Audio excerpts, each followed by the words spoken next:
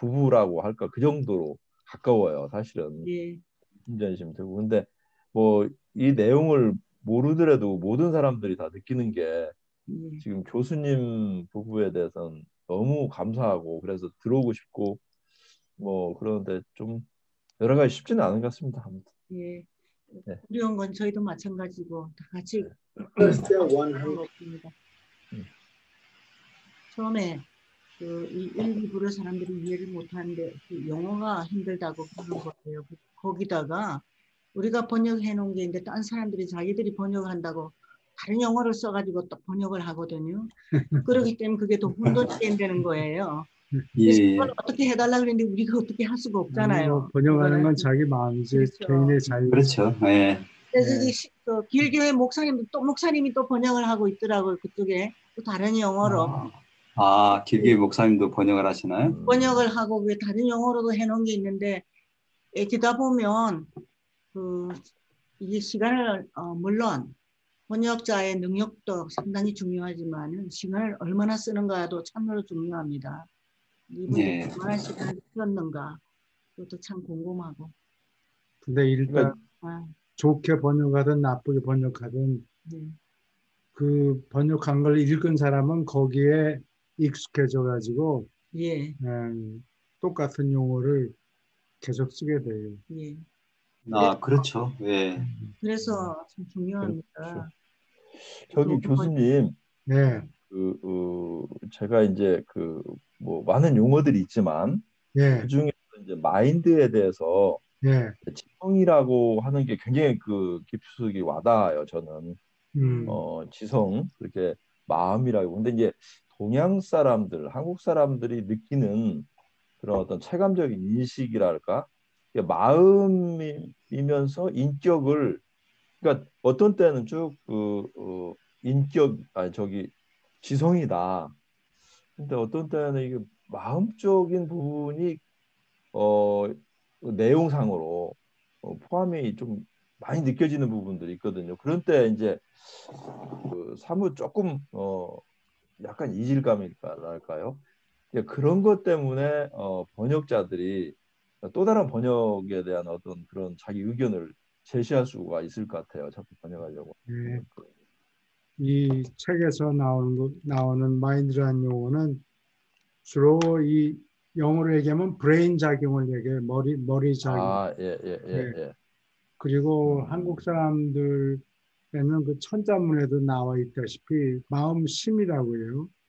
그 예. 감정에 치우치는 부분이 그 부분을 마음이라고 주로 많이 쓰죠. 마음심. 그렇죠. 예, 예. 그래서 머리로는 철저하게 계산해서 이익이 안 되고 손해를 보는데도 어떤 때는 마음이 끌려서 그러니까 감정의 지배를 받기 때문에 그런 결정을 내리는 사람들이 많죠. 네. 그래서 이 책에는 이 책에서 나오는 마인드라는 거는 항상 머리를 계산하는 작용이에요. 브레인 작용이에요. 그거를 그러니까 그러면은 우리가 그 마인드를 보면은 이게 이제 그 마인드의 정의에 대해서 서문에 이렇게 나와 있잖아요. 이게 느낌을 이제 표시한다고도 여기 나와 있는데 네. 느낌은 그걸 이제 그 두뇌 작용이라고 그러니까 두뇌 작용이라고 할 수 있을까요? 아니면 그게 우리의 감정이겠죠. 감정의 작용이요? 네, 필링을 얘기하는 거니까. 예, 필링을 예, 얘기하잖아요. 예. 근데 이제 우리가 이제 흔히 이게 이제 좀 생각을 하다 보면은 그 두뇌 이제 감정하면은 이제 감정을 이제 좀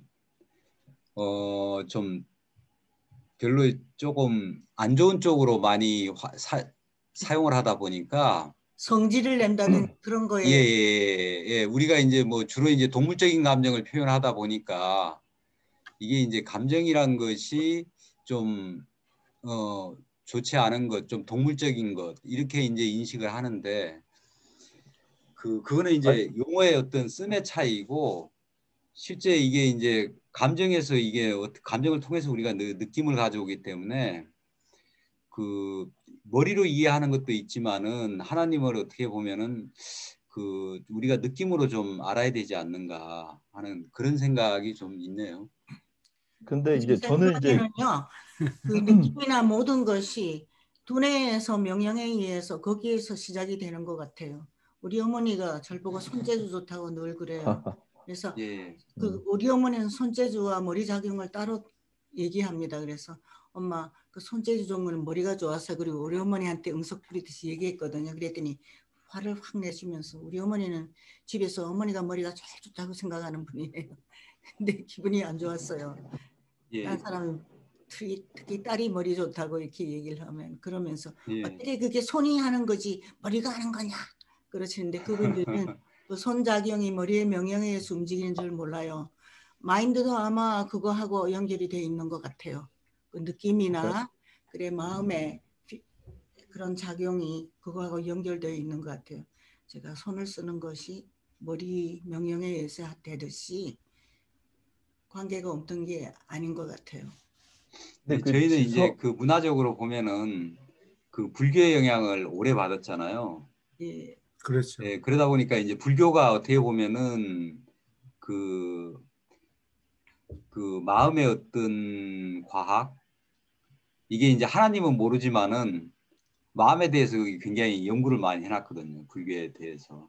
그러다 보니까 이제 그 마음이란 거에 대해서 아마 그 서양 사람들이 가지고 있는 그 인식하고는 저희가 가지고 있는 인식이 조금 다른 것 같아요. 이게 다른데 어디 봐도 제가 보니까 마인드를 이제 두뇌작용으로 그 미국 쪽에서 어떤 분이 해놓은 걸 보니까 마인드를 이제 그 교수님과 같이 이렇게 두뇌작용으로 이렇게 그 해놨더라고요. 근데 저희는 이제 저희의 어떤 그 보편적인 정서는 마음은 이제 그 어떻게 보면 감성적인 작용으로 이제 이해라고 받아들이거든요. 우리가 이제 그 불교 문화권에 좀 익숙해져 있어 그런지 모르지만은 아, 조금 지금 그런 문화적인 저희 차이가 있는 것 같아요. 제가 번역할 볼 때, 때는 예, 말씀하세요. 좀 어떤 생각이 드냐면은 이제 마음 하면은 감성적이고 아까 전재영 씨가 얘기했듯이 불교적인 부분도 있지만 저는 이제 지성이라고 해석을 하는 게 조금 합리적이라고 하는 부분이 우리가 생각을 할 때나 행동을 할 때는 마음에서부터 비롯되거든요. 그것은 곧 뭐냐면은 어떤 지성적인 판단이죠. 어떤 마음을 먹고서 깊숙이 생각하고 내가 컵을 만들어야 되겠다 하는 그 마음이 일어서 행동하는 거죠. 어떤 뭐 싸움이라든지 어떤 행동에 대해서도 그러니까 어떤 지성적인 그런 판단과 행동의 시작이 그 지성적인 부분들이 있는 거죠. 그러니까 마음이 감정하고는 좀 다른 그런 이성적인 부분이 있다고 생각해서 이 해석이 상당히 저도 뭐 사전도 많이 찾아보고 그랬는데 그 부분은 많이 공감이 되면서도 야 이게 지성이다 하면 조금 많이 걸릴 때가 있어요. 어떤 때는. 예, 예, 그건 예, 예. 아주 잘 보셨는데요. 예. 한 언어를 다른 언어로 번역할 때 생기는 문제가 몽군이 사람이 추상명사가 아니고 그냥 보통명사, 예를 들어서 책상 하면은 영어에는 데스크, 요게 이렇게 100% 매치되는 경우가 있어요. 예. 그리고 추상명사 같은 거는 사람들이 만질 수가 없기 때문에 한 언어에서 영어에서 마인드가 80%가량은 지성이라고 번역하면 좋은데 요게 두 가지가 꼭 100%가 매치가 안 돼요. 추상명사면은 내용이 좀 구름처럼 이렇게 뿌옇게 되어 있는 경우도 있고 또 동사 같은 거는 영어에서 브레이크라고 그러면 한국말로 뭐 자른다 뭐 이런 뜻도 있고 뭐 다른 여러 가지 개념이 많이 붙어 있어요. 그래서 100% 매치가 잘 안 되고 그래서 그런 감정이 그런 느낌이 드는 거는 할 수 없어요. 그래도 예. 이게 번역은 설명이 아니에요. 그러니까 이 여기서 얘기하는 마음 또는 지성은 뭐 이것을 의미한다 저렇게 의미한다 또는 단어를 좀 더 써가지고 단어를 한 단어를 쓰는 게 아니고 명사 같으면 한 단어 쓰면 되죠. 근데 동사 이런 경우에는 한 단어 가지고 안 되고 여러 가지 단어 한 뭐 열 가지 뜻이 있는데 그 중에 어떤 거를 적용해서 쓰고 그러니까 항상 100%가 매치가 안 돼요. 특히 동사의 경우에는 명사도 구체적으로 뭐 인터넷 그러면은 한국 사람 그걸 번역할 말이 없으니까 그걸 그대로 갖다 쓰죠. 인터넷이라고. 그래서 설명을 할 수가 없기 때문에 번역에 거기에 제일 맞는 단어 하나를 고를 수밖에 없어요. 그리고 뭐 줄을 단다든지 그렇게 해야 되지. 그거를 일일이 어떤 경우에는 마인드를 지성이라고 번역하는 경우가 제일 많고 어떤 경우에는 뭐 마음이라고 해석해도 괜찮을 경우도 좀 있고 그게 뭐 한 10%나 20%가 될지는 모르죠. 또 어떤 경우에는 뭐 느낌이라고 멋대로 뭐 마음대로 해라. 그러면 그게 마음이 뭔지 기분 내키는 대로 해라 이런 뜻이 되잖아요. 그래. 그래서 특히 명사의 경우에는 그게 100% 특히 추상명사, 마인드라든가 뭐 행복이라든가 그런 게 의미가 달라요. 예를 들어서 중국 사람들이 행복이라는 개념을 생각해봐라. 해피니스. 그러면 해피니스 영어를 우리는 행복이라고 한자어를 써서 얘기하는데 중국 사람이 얘기하는 해피는 그 페브루아리에 뭐가 있죠? 구정. 공시 파자 이런다고 스프링 페스티벌이라고 그런 것 같아요.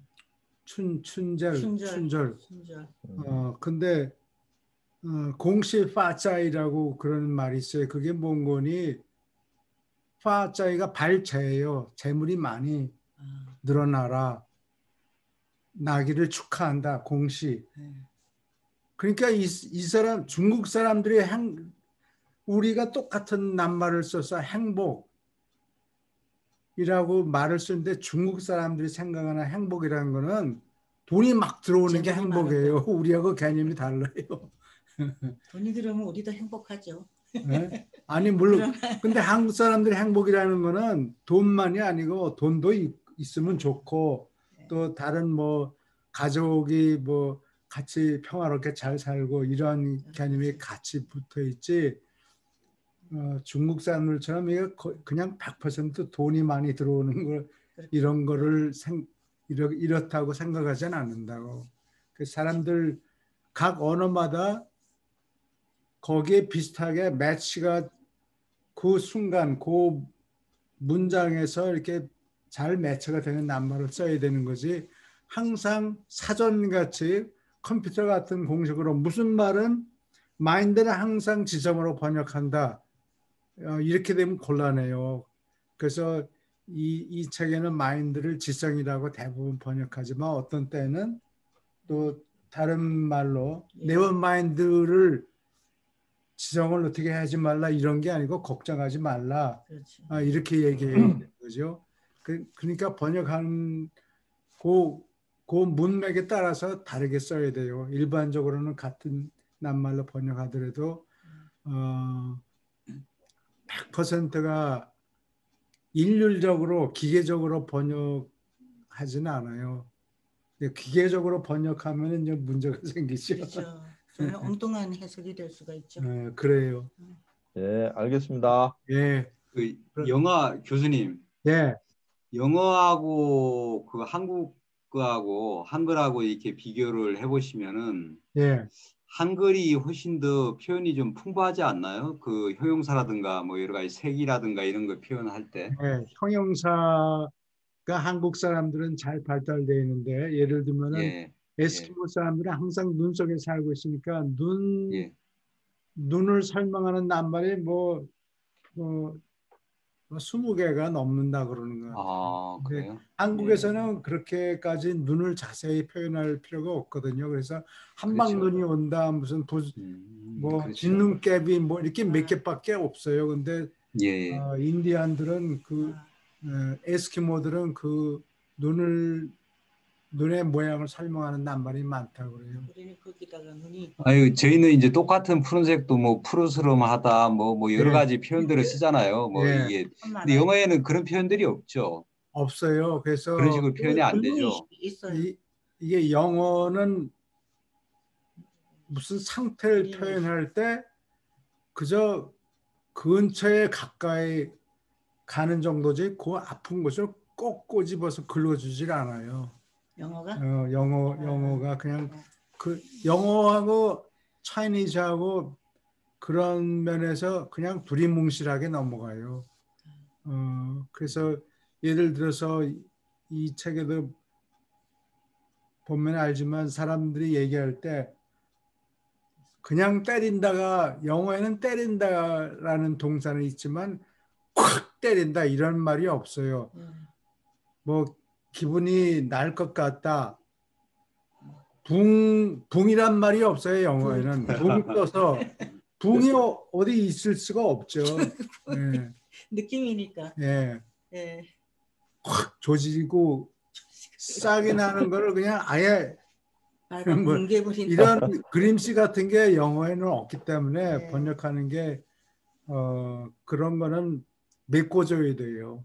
한국 아니, 사람. 제가 이제 그 이런 말씀 드리는 게 제가 뭐 좀 그 국뽕 같은 생각을 갖고 있는지 모르지만은 굉장히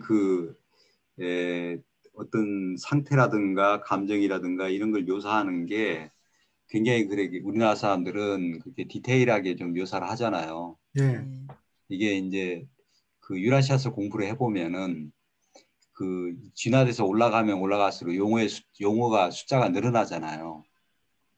그렇죠. 예, 용어 숫자가 그것도 뭐 저 초우주나 이런 데 가면은 우리하고 비교하는데 무지막지하게 늘어나더라고요.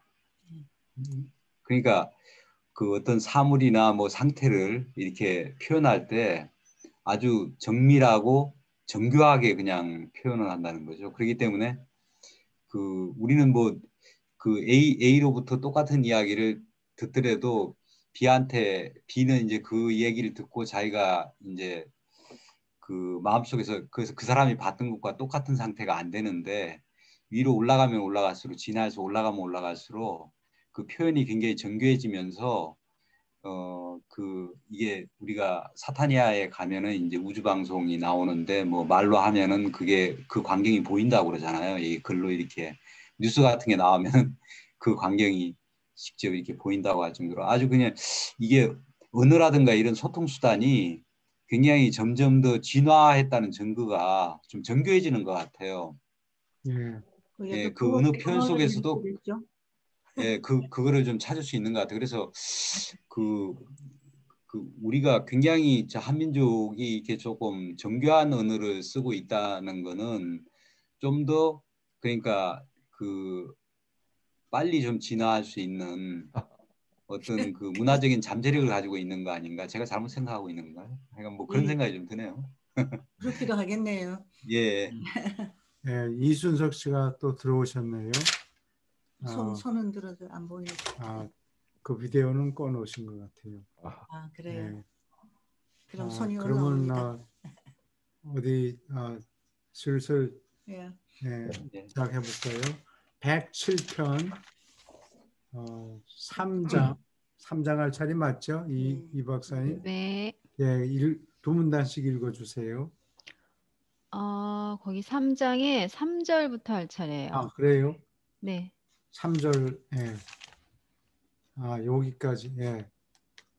파라다이스의 7 비밀 구체 모두에 관하여 우리는 무언가 알지만 다른 데보다 신별에 관하여 아는 것이 적다. 높은 영적 서열에 있는 존재들은 신에게서 오직 3가지 명령을 받는데 다음과 같다. 1. 언제나 자기의 선배와 상관들의 체험과 자질에 알맞는 존경을 보일 것. 2. 언제나 자기의 후배와 부하들의 한계와 경험 부족을 헤아릴 것. 3. 결코 신별 어디에나 착륙을 시도하지 말 것. 예. 여기 이 3가지 명령을 누구한테 내리는 거 아니 모든 영적인 존재들한테 얘기하는 거죠. 이 명령이. 3위를 빼고 예. 3위에 대해서 얘기하는 게 아니고 3위 밑에 영적인 존재들이 천차만별 굉장히 많은데 사람은 아직 거기까지 못 올라갔고 사람은 아직 영의 씨앗은 조절자를 갖고 있는데 지옥우주를 벗어날 때야 영이 되고 그 다음 이제 새로 태어난 영이 되고 그 다음서부터 점점 높아지겠죠. 예. 그러면 사람과 삼위 사이에 영 존재들이 많은데 계급도 천차만별이고 그런데 그 많은 존재들이 서로 같이 살아나가는데 이게 생활을 순조롭게 만들게 하기 위해서 이러한 예의를 차려야 된다. 이 영들이 완전한 존재가 아니죠. 예, 아직. 예, 그렇기 때문에 이런 조치가 필요한 것 같아요. 그리고 여기 이 세계 중에서 신별에 착륙을 시도하지 말아라.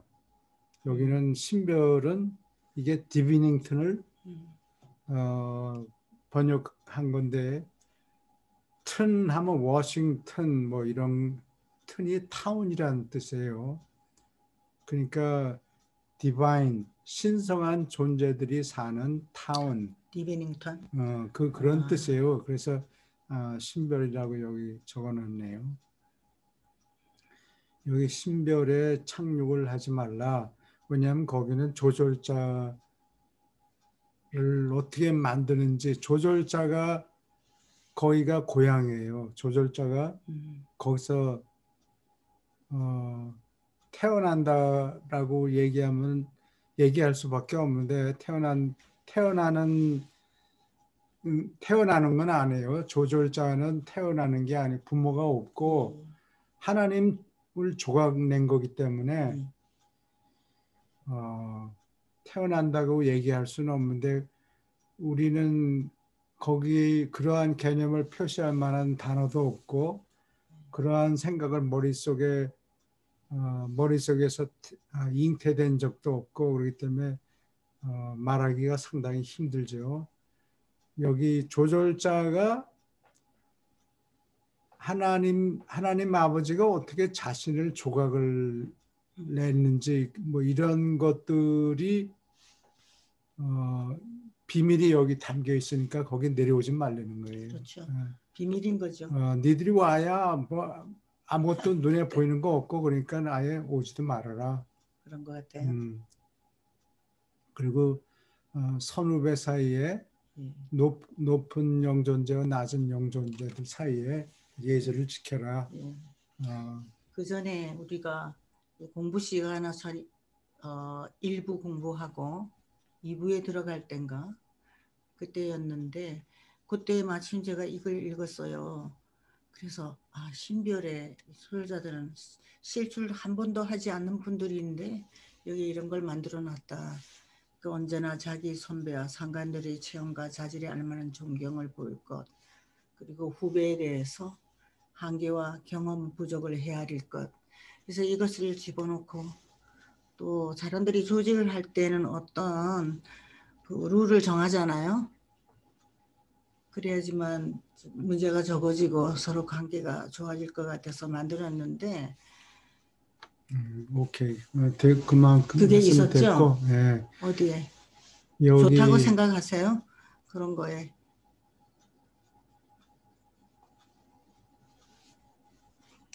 여기 질문 질문 있습니까? 입니다. 이해를 오케이. 계속 도문단 읽어주세요. 내가 신별로 가는 것은 아주 쓸모없으리라고 나는 자주 돌이켜 생각해 보았다. 인격이 된 조절자와 같은 자를 제외하고 어떤 거주하는 존재도 나는 아마 볼 수 없을 터이고 나는 조절자들을 다른 데서 본 적이 있다. 신별에는 내게 진정한 가치나 이익이 되는 아무것도, 나의 성장과 발전에 필수인 아무것도 없다고 아주 확신한다. 그렇지 않으면 나는 거기로 가는 것이 금지되지 않았을 것이다. 우리가 신별로부터 조절자의 성품과 기원에 관하여 거의 또는 아무것도 배울 수 없으니까 우리는 수많은 다른 근원으로부터 정보를 모을 수밖에 없고 그러한 지식이 유익하려면 이 축적된 자료를 수집하고 연결하고 서로 관련 짓는 것이 필요하다. 예, 이거 글을 쓴 분이 웨털 사자죠. 웨털 사자가 조절자하고 상당히 아마 가까울 거예요. 비슷하다고 볼 수 있어요. 그래서 조절자가 있는 거를 옆에 있는 거를 판별을 하고 뭐 그런 능력도 있는데 이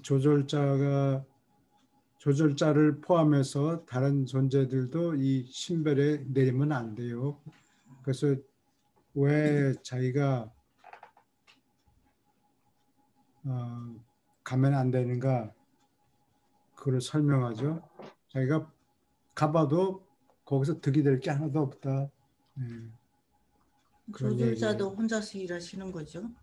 우리한테 혼자 와 계시는 거죠? 아니 조절자들이 이 신별에서 훈련을 훈련을 하는 거. 계속 받아요. 아까 혼자 비슷한 점이 하는 게 있다 그래서 어, 비슷한 점이 있다 그래서 웨톨 사자도 혼자서 일하시는 분이고 이 조절자는 이제 앞으로 나오는데 아직 그 인격이 없으니까 예. 지성 작용은 있는데 퍼스널리티가 개별적인 반응이 아마 없을 거예요. 개인을 상대로 하는 퍼스널리티가 아직 없기 때문에 그거 설명하기가 참 힘든데 지능적인 존재가 어떻게 해서 인격이 없을까, 성격이 없을까? 이거는 이해하기가 힘들죠. 좀 있으면 계속 나와요. 네, 질문이 있습니까? 계속 읽어주세요.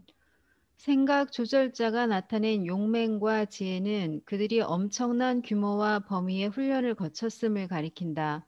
그들이 인격자가 아니니까 신별의 여러 교육기관에서 이 훈련을 제공해야 한다. 인격화된 독특한 조절자들은 의심할 것 없이 신별에 있는 조절자 훈련 학교들의 직원을 구성한다. 우리는 중앙에 있는 이 감독하는 군단을 자기 우주 영역의 종족과 민족들에게 7번 자기 수혈을 마친 지금 미가엘 계급의 처음 파라다이스 아들의 조절자, 인격화된 조절자가 주관한다는 것을 안다. 인격이 되지 않은 조절자에 관하여 우리는 정말로 거의 아는 것이 없다. 우리는 오직 인격이 된 계급들과 접촉하고 통신을 가진다. 이들은 신별에서 이름을 받고 반드시 번호가 아니라 이름으로 알려진다. 인격이 된 조절자들은 신별의 영구하게 주소를 가지며 그 신성한 구체가 그들의 집이다. 그들은 오직 우주의 아버지의 뜻에 따라서 그 거처를 떠난다. 거의 아무도 지역 우주의 영토에서는 발견되지 않지만 더 많은 무리가 중앙 우주에 있다. 네, 여기까지 질문이 있습니까?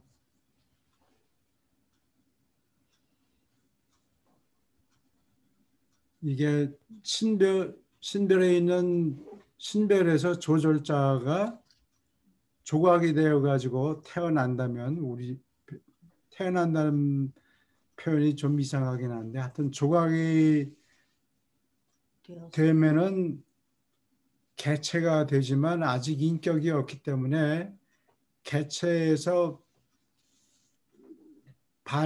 개체적인 반응이 없어요.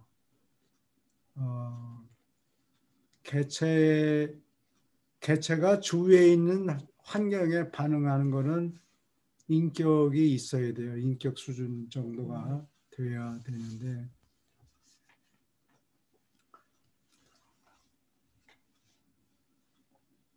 이 조절자들이 지역 우주에서는 거의 발견되지 않고 중앙 우주에는 조절자들이 있다는 얘기죠.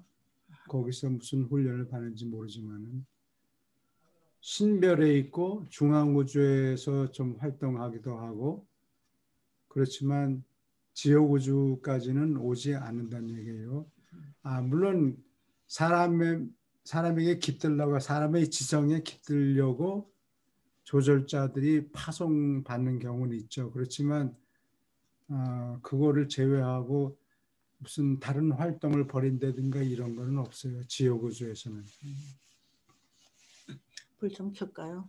여기 너무 어두워요. 뒤가 밝고. 괜찮아요. 괜찮아요? 네. 질문이 없으면 계속 읽어주세요. 4. 조절자의 성품과 계심, 생각 조절자가 신답다고 말하는 것은 오직 기원의 성질을 인정하는 것이다. 영원, 무한한 파라다이스 아버지의 본질, 보편적으로 계시는 그러한 절대 본질의 조각 안에 담길 수 있는 신의 모든 잠재 속성의 본질을 그렇게 순수한 신성이 품는 것이 대단히 있음직하다.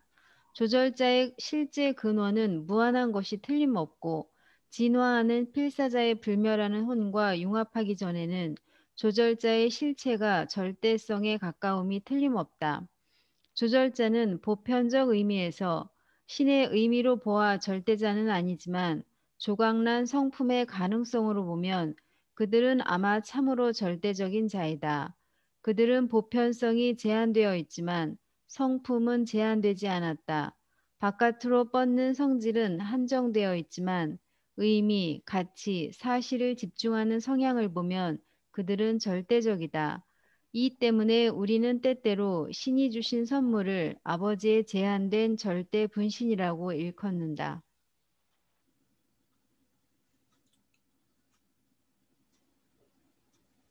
네, 여기까지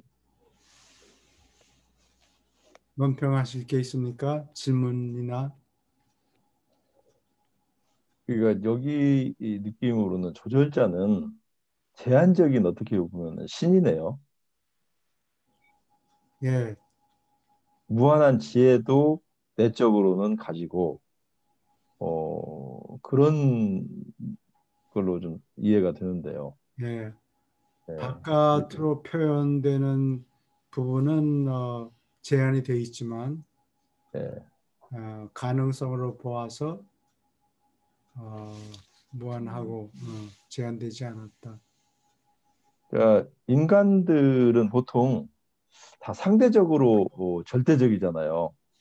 상대적으로 우수하고 절대적인데 이들은 절대적이라는 표현이 들어있어서 거의 신적인 어떠한 그런 뭐좀 절대적인 거의 무한하다고 할까요? 지혜에 있어서 그런 조금 생각이 드는데요. 그런 의미인가요?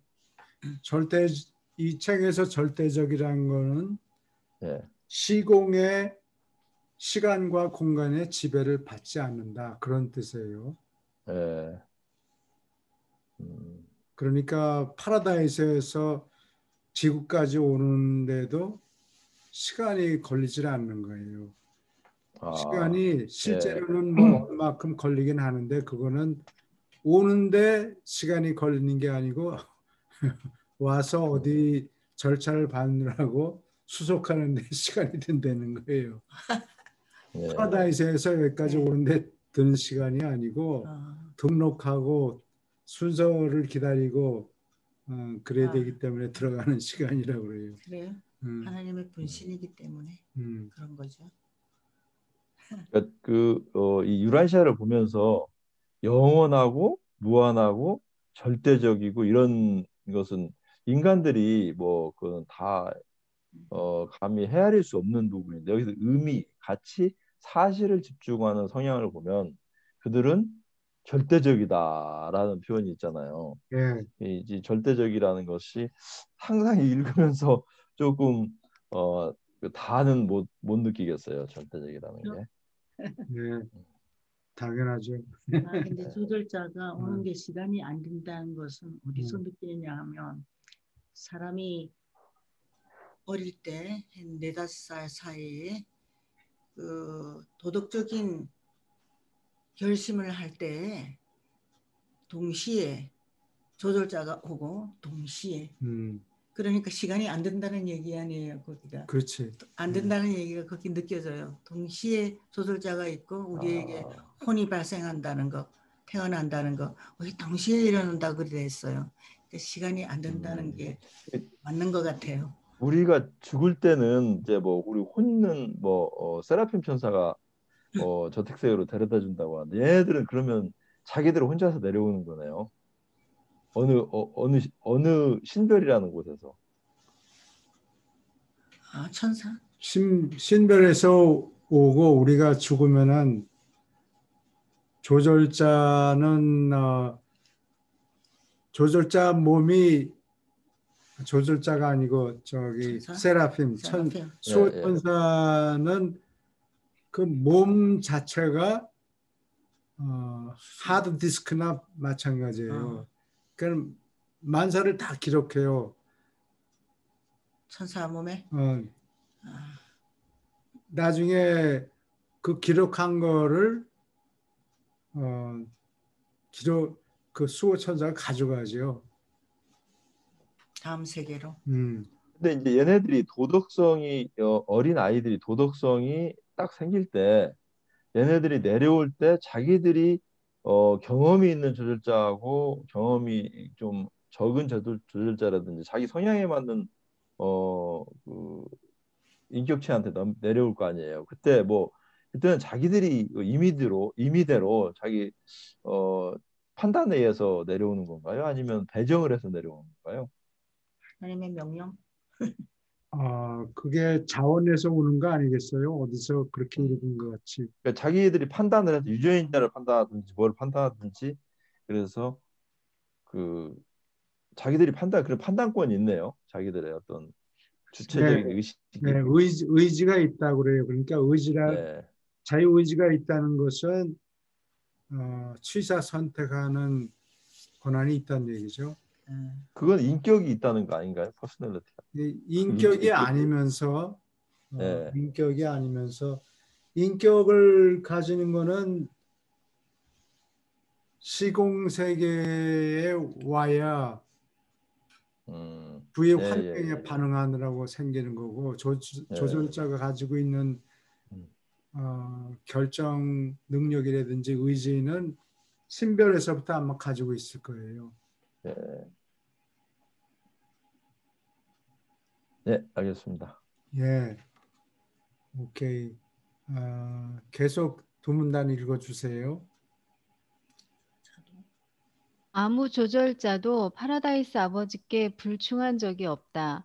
하위 계급의 성격 생물은 때때로 불충한 동료들과 다투어야 할지 모르지만 조절자는 결코 그렇지 않다. 사람에게 봉사하고 우주에서 활동하는 그들의 드높은 영역에서 그들은 가장 높고 그르칠 수 없다. 인격을 얻지 못한 조절자들은 오로지 인격이 된 조절자에게만 눈에 보인다. 나의 계급, 외톨사자는 영감받은 삼위일체 영과 함께 영적 반응 현상의 수단으로 조절자의 계심을 알아낼 수 있다. 그리고 세라핌조차 사람의 물질 지성 속에 훈계자의 계심과 관련된 것으로 짐작되는 영의 빛을 때때로 알아볼 수 있다. 그러나 우리 가운데 아무도 조절자가 인격이 되지 않으면 그들의 참 계심을 실제로 식별할 수 없다. 하지만 그들의 성품은 진화 세계에서 온 하늘가는 필사자의 융합된 인격과 뭉친 속에서 파악될 수 있다. 조절자가 보편적으로 눈에 보이지 않는 것은 그들이 높이, 순전히 신에게서 기원과 성품을 가졌음을 뚜렷이 가리킨다. 예, 사람 눈에 안 보이는 거는 절대적인 존재의 근원이 있다는 얘기죠. 음, 영적인 존재. 음, 근원이 하나님한테 있으니까 사람 눈에 보이지는 않는데 세라핌은 가끔 그 조절자가 사람 몸에 거하고 있으면은 거기 뭐 이렇게 불 켠 게 보이는가 봐요. 예? 빛이 나는가 봐요. 세라핌 눈에 어, 조절자가 보이는 세라핌한테는 가끔 보인다는 그래요? 얘기예요, 여기. 예. 그래 말이에요. 우리는 보이는 거 아니면 잘 인정을 할 수가 없잖아요. 예. 혹시 그 최 교수님은 그 가끔 만나시나요, 조율자를? 그게 맞나요? 나는 의식을 해서 만난 적은 없어요. 예. 저 사모님은 어떠세요? 저도 전혀 새까맣니다. 그거 아, 연락이 올 때 그런 네. 거를 말씀을 들었으면 참 좋을 텐데 무의식 중에 의식하면서 그런 거를 음, 받는 적이 없죠. 예. 그리고 그게 안전해요. 설사 조절자가 와서 무슨 말씀을 하더라도 네. 긴가민가 할 때는 그냥 그거를 무시하는 것이 더 아, 안전할 것이다. 잘못 들었구나, 헛것이었구나 이렇게 생각하란 이제 말이죠. 어떤 유명한 사람들은 뭐 오랄 라버츠라는 미국 목사님은 자기한테 뭐 9척이나 되는 예수님이 나타나가지고 어느 날 3월 며칠까지 돈을 몇백만 불을 거두지 못하면 목숨이 날아간다고 이렇게 얘기를 했다고 그러는데 예, 그건 전부 거짓말이에요. 네. 예. 뭐 우리 그 인간들이 쓰는 중에서 영감이라는 것을 많이 그 네. 예, 쓰잖아요. 그 제가 예, 이제 과학서적이나 이제 뭐 이런 책들을 보면은 뭐 아인슈타인이라든지 뭐 보어라든지 이런 그 천재적인 사람들 있잖아요. 예, 그런 사람들 테슬라라든지 일론 머스크를 말하는 건 아니고 이런 사람들이 좀 쓴 책이라든지 관련된 책들을 보면은 너무 깊이 고민하고 생각하고 뭐 그러면서 영감이라는 얘기를 많이 하는데 그리고 우리도 살다 보면은 야 이거는 좀 부당한 거다. 뭐 그런 느낌을 받는데 과연 이 조절자라는 이 양반은 어떻게 와닿는지. 근데 그런 영감적인 형태로 우리한테 그러니까 명령은 뭔지는 모르지만 제가 뭐 한 60년 살면서 어려움과 뭐 아주 기쁜 일 이런 때 그 어떤 그리고 굉장히 어떤 고뇌를 한다고 할 때 뭔가는 느낌과 영감은 있지만 명령은 하는 것 같지는 않고 야 너 필요 없어 그래도 내가 하루 살아도 내가 내 한 발을 뛰더라도 내가 갈 거야 이렇게 내쳐버린 어떤 그런 느낌도 있고 그러는데 이 조돌자가 뭐 그런 존재인가 항상 퀘스천입니다. 네. 근데 나는 그 뭐라 그러나 좋은 아이디어는 전부 하늘에서 온다 이렇게 얘기를 예, 하곤 했는데 예, 예, 그 불뚝 좋은 아이디어가 생기는 거는 그런 조절자가 아이디어를 주는 경우가 많겠죠. 예, 그래서 인류를 깨우치는 중요한 발명 같은 게 나오는 거는 조절자가 작용이. 조절자가 하는 작용인 것 같아요. 옛날에 그 사이먼 앤 가펑클이라는 예, 예, 가수들이 그 예. 노래 부르는 Sound of Silence. Silence, Silence. Sound 예, of Silence. The Sound of Silence라고 음. 침묵의 목소리. 소리. 그 음. 가사를 읽어보면은 조절자 얘기가 나와요. 조절자가 자기가 자는 동안에 아이디어를 심는다 이런 얘기가 나와요. 조절자라고 적혀 있지 않지만 조절자라고 적혀 예, 예, 예. 있는데 네. 누가 자기 자는데 뭘 플랜트한다. 어떤 아이디어를 플랜트하고 제공한다. 그런 영감을 받는다. 그런 얘기가 나와요. 그러니까 그게 영감을 받는 경우겠죠. 그래서 새로운 물건을 발명하고 그 테슬라만 아까 말씀을 하셨는데 테슬라하고 에디슨하고 싸웠죠. 아주 대판 싸웠죠. 테슬라가 에디슨이라는 사람만 밑에 들어가서 일을 하는데 에디슨이 뭐를 만들면은 돈을 얼마 주겠다. 그랬는데 실제로 그거를 만들어냈는데 돈 달라고 그러니까 무슨 소리 하냐. 그거를 농담인 그렇게 그 종이에 적었어야 되는데. 그리고 돈을 안 줬고 나중에 에디슨은 DC, Direct Current, 이게 배터리 저장하는 그런 에너지를 만들고 테슬라는 AC, Alternating Current, AC를 만들어내는데 그렇죠. 그거 자기가 맞다고 한참 우겼는데 결국은 테슬라가 맞았죠. 근데 나중에는 소송을 걸어가지고 졌죠. 예, 테슬라가 테슬라가 졌다고. 억울하게 왜냐면 그 아이디어를 자기한테 고용돼 있는 동안에 받았다고. 고용된 사람이 가져야 그러니까 고용한 사람이 돈을 지불했으니까 그게 자기 거다. 아주 말도 안 되는 소리를 했어. 그래 말이에요. 에디슨이 인상이 나빠졌어요. 테슬라 같은 사람이 아마 아이디어를 영감을 이렇게 받은 것 같아요. 많은 과학자들이 그렇게 해서 받는 것 같다. 상당수가 그렇죠. 인간이 만약에 살다가 조절자가 떠난다. 그러면 어떻게 될까요?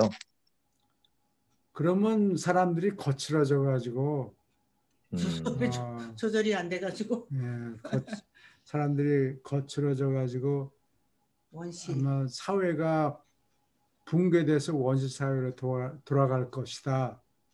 뭐 그런 얘기가 어디 적혀 있는 것 같아요.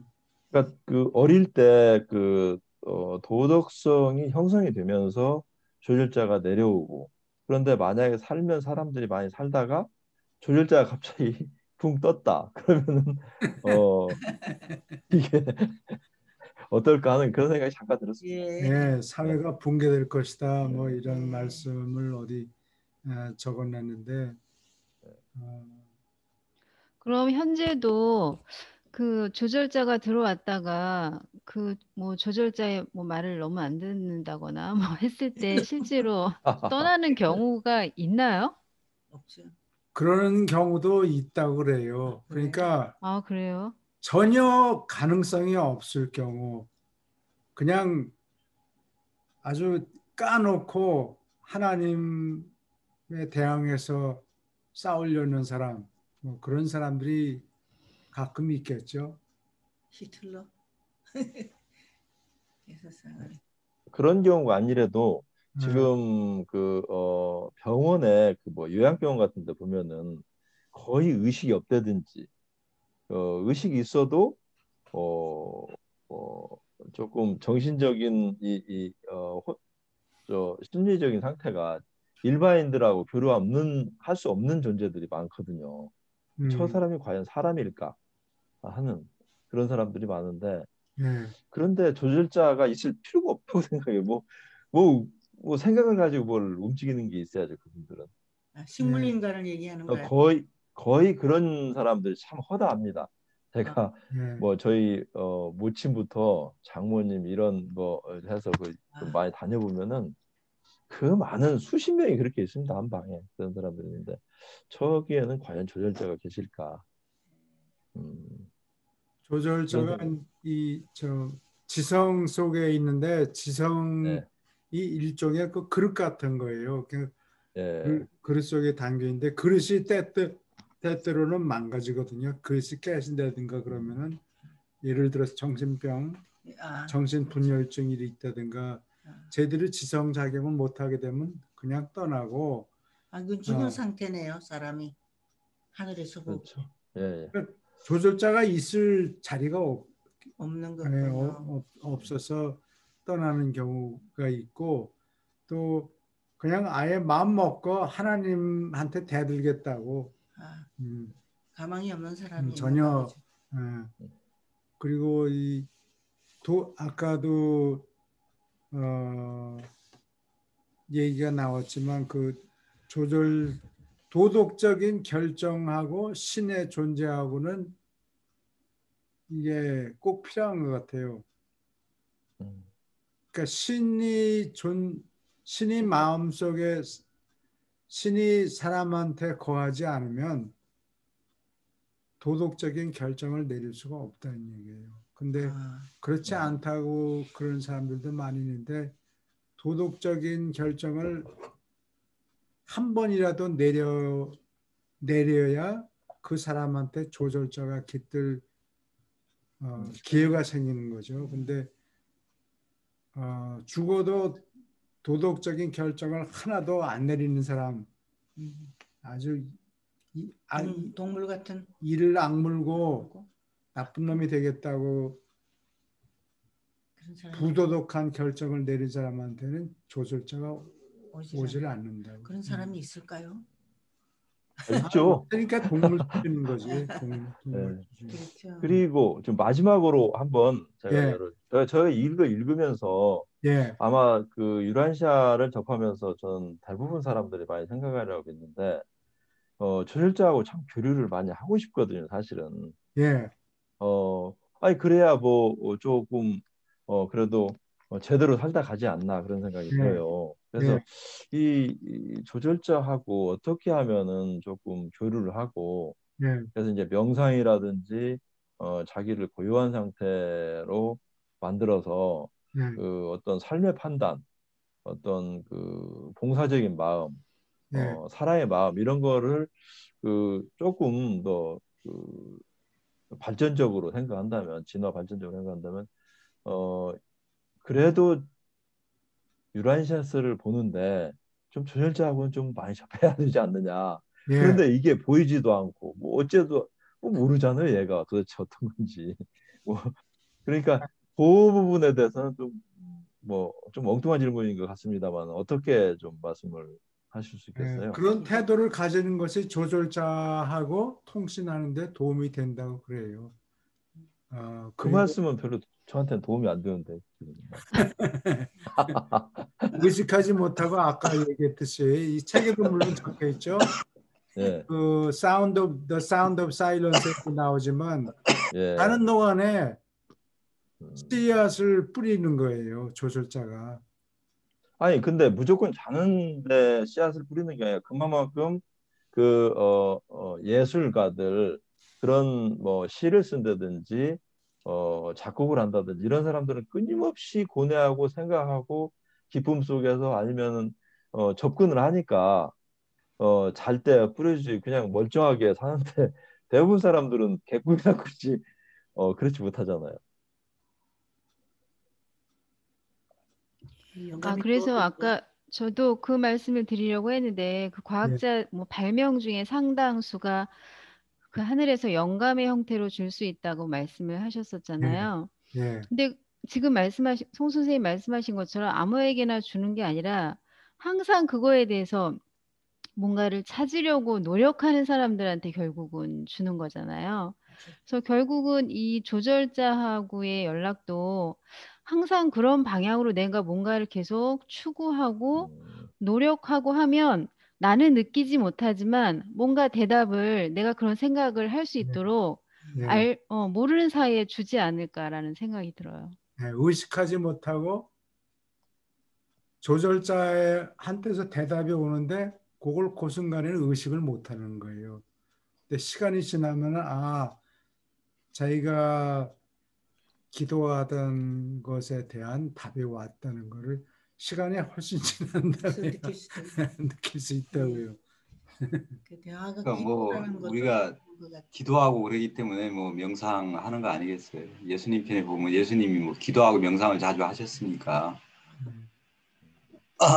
그리고 아니면은 뭐 우리가 일상적으로 삶을 살아가면서 이제 그 하나님을 의식하는 삶을 우린 거의 뭐 하루 중에 거의 대부분이 어떻게 보면 동물적인 생각에 많이 젖어 있잖아요.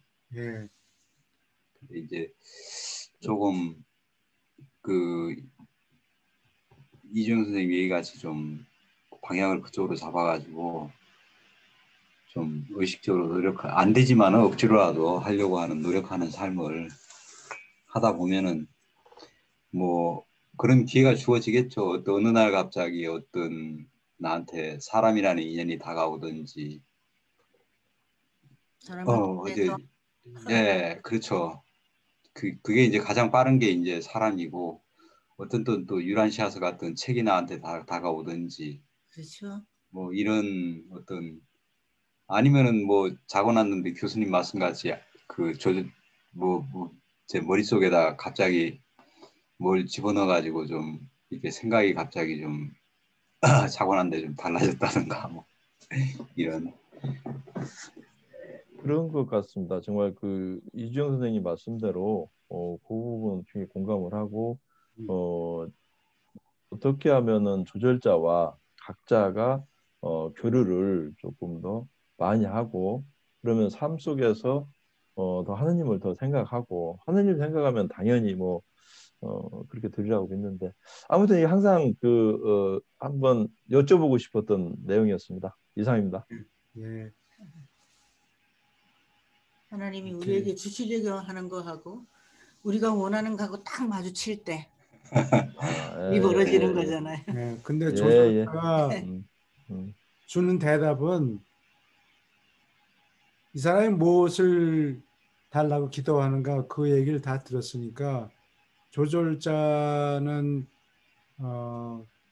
금방 대답을 해 주고 싶어도 조절자가 하는 일이란 게 사람을 통해서 일을 하시잖아요. 네.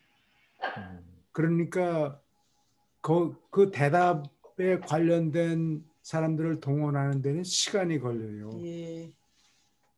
그래서 2차 대전 때 600만 명이나 되는 유태인들을 죽이는데 하나님은 뭐 했냐라고 물어보는 유태인들이 많아요. 내 유대인 친구들이 있어요. 그 나는 대답을 못했는데 결국은 러시아 사람들 한 2천만 명 죽었죠. 미국 사람들도 한 50만 명이나 죽었어요. 이 미국 사람들을 동원해서 2차 대전이 결국은 끝나죠. 연합군 어, 생겨가지고.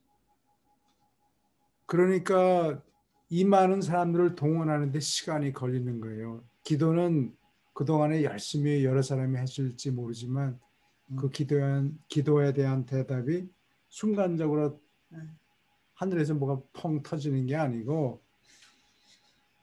사람들을 통해서 대답을 해야 되기 때문에 시간이 걸리는 거예요. 저는 하나님께 이런 기도를 했어요. 하나님, 성경 가지고는 내가 잘 모르겠습니다. 그러니까 좀 더 상세하고 또 좋은 책을 주십시오 하고 기도했거든요.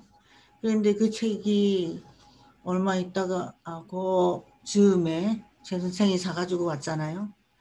근데 사와도 나는 영어를 못 읽으니까 그 당시에 읽어가지고 나한테 얘기를 맨날 해줬어요, 저녁에. 예. 이게 응답이 어. 빨리 온 거예요, 이것은. 네. 그게 응답이었던 것 같아요, 지금. 예. 오케이. 두 문단 더 읽어주세요. 이 신다운 계심에 따르는 특징이 되는 빛, 영의 빛남이 있는데 이것은 생각 조절자와 일반적으로 관련되어 왔다. 네바돈 우주에서 이 파라다이스 광채는 널리 표시 등으로 알려져 있다. 유버르사에서는 이를 생명의 빛이라 부른다. 유란시아에서 이 현상은 때때로 세상으로 오는 모든 사람을 비추는 참빛으로 언급되었다. 우주의 아버지께 도달한 모든 존재에게는 인격이 된 생각 조절자들이 눈에 보인다. 어떤 단계에 있는 조절자도 모든 다른 존재, 개체, 영, 성격자, 그리고 영의 명시와 함께 파라다이스 신들의 기원이 있고 대우주의 주요 정부를 주관하는 최상 창조 성격자들이 언제나 식별할 수 있다. 예, 조절자가 있고 없고를 가리키는 그 표시등이 있다는 얘기죠. 그리고 최상 창조 성격자 하면은 최상 창조 성격자? 예, 누구예요? 예적부터 늘 계시니? 예적부터 늘 계신 이들, 그 다음에 일곱 오뜸령, 그 다음에 창조 아들, 딸.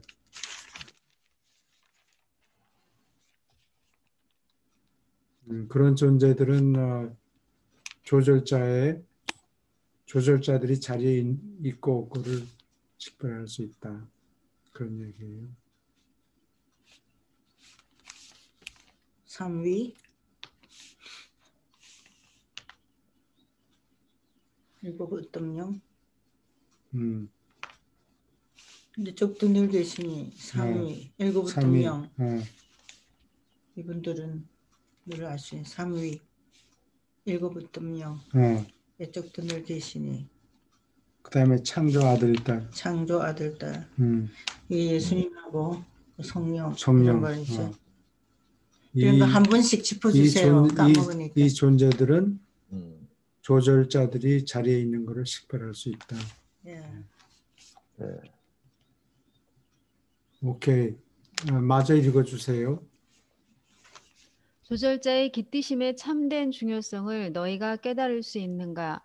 너희의 유한한 필사 성품 속에 깃들고 그와 융합하는 절대적이고 무한한 신, 우주의 아버지의 절대 분신을 가지는 것이 무엇을 뜻하는지 정말로 헤아릴 수 있는가?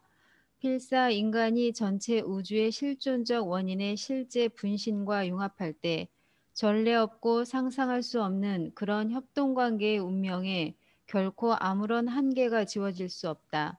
영원 속에서 사람은 객관적 신의 무한함뿐 아니라 바로 그 하나님의 주관적 분신의 끝없는 가능성도 발견할 것이다. 조절자는 필사 인격자에게 하나님의 놀라움을 드러내며 이 하늘 같은 계시는 결코 그칠 수 없으니 이는 조절자가 하나님에게서 나왔고 필사 인간에게는 하나님과 같기 때문이다. 네. 조절자가 신의 조각이기 때문에 네. 가능성이 한계가 없다 그런 얘기예요. 근데 아까도 송 선생님이 그 말씀하셨는데 이 에디슨하고 테슬라하고 싸울 때 테슬라가 도저히 싸워서 이길 가능성은 없었다고. 그때. 왜냐하면 에디슨은 아주 인력 유명한 사람이 이미 되었고 테슬라는 지금 젊은 친구가 와서 그 밑에서 사무실 큰 사무실에 한 구석에 조그마한 테이블 데스크 하나 놓고 뭐 똑똑한 척하고 그러는 연구를 하고 있었겠죠. 젊은이였는데 에디슨은 그 당시에 벌써 발명 숫자가 뭐 몇백 개는 되었을 거라고. 그 뭐 둘이 싸워봤자 뭐 질 게 뻔한데 결국은 테슬라가 이겼지요. 한참 나중에 테슬라가 나중에 인정을 했으니까. 아, 그리고 에디슨은 AC를 쓰면은 위험하다. 사람이 죽을 수도 있다. 그래서 사용수를 갖다가 전기로 지져가지고 죽이는 의자를 만들어내는데 그래요? 그거를 얼마나 나쁜가 아, 미국 국민한테 설명하느라고 이 전기 의자를 만들어서 사람을 지져 죽이려고 해도 죽지를 않아. 자꾸 깨요. 그래요? 불량품이군요. 예. 하여튼 얼마나 그 고통스러웠을까요? 아예 죽으면 괜찮을 텐데 참 그분 그 하다가 말리 또 깨어나고 또 아, 깨어나고 죽는 것 같았는데 깨어나고 막 거기에 사람의 육체가 전기에 지져가지고 하고 타는 그러는데. 냄새도 나고 아, 막 정말 고문이군요. 그래서 그 시험에 에디슨만 욕을 잔뜩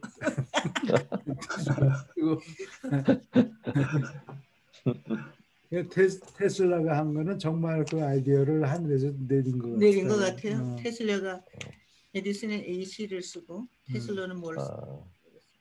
정말 테슬라는 AC. 대단한 천재죠. 에디슨이 대단한 천재. AC를 에디슨은 AC가 나쁘다는 것을 나보다 설명하느라고 증명하느라고 일렉트릭 체어를 체어를 만들었다고. 만든 그런데 결과는 전혀 반대로 되어버렸지. 그 전기 고문하는데 그 쓰였구만요. 그게 결과적으로. 결국 그런 경우는 됩니다. 그걸로 쓰여졌군요. 아니 전기 고문 그 옛날에 우리나라도 했을걸요. 군사정권 시절이라 이럴 때. 아직도 후진국에서는 하고 있을지도 모르겠고 쓰이겠죠. 전기 고문하는. 고문하는데 그걸 썼단 말이죠. 네. 전기 고문하는데도 아주 쓰겠죠. 나쁜 쓰게. 이제 예수님 편으로 넘어갈까요? 벌써 여기까지가 네. 4장을 끝냈어요. 4장.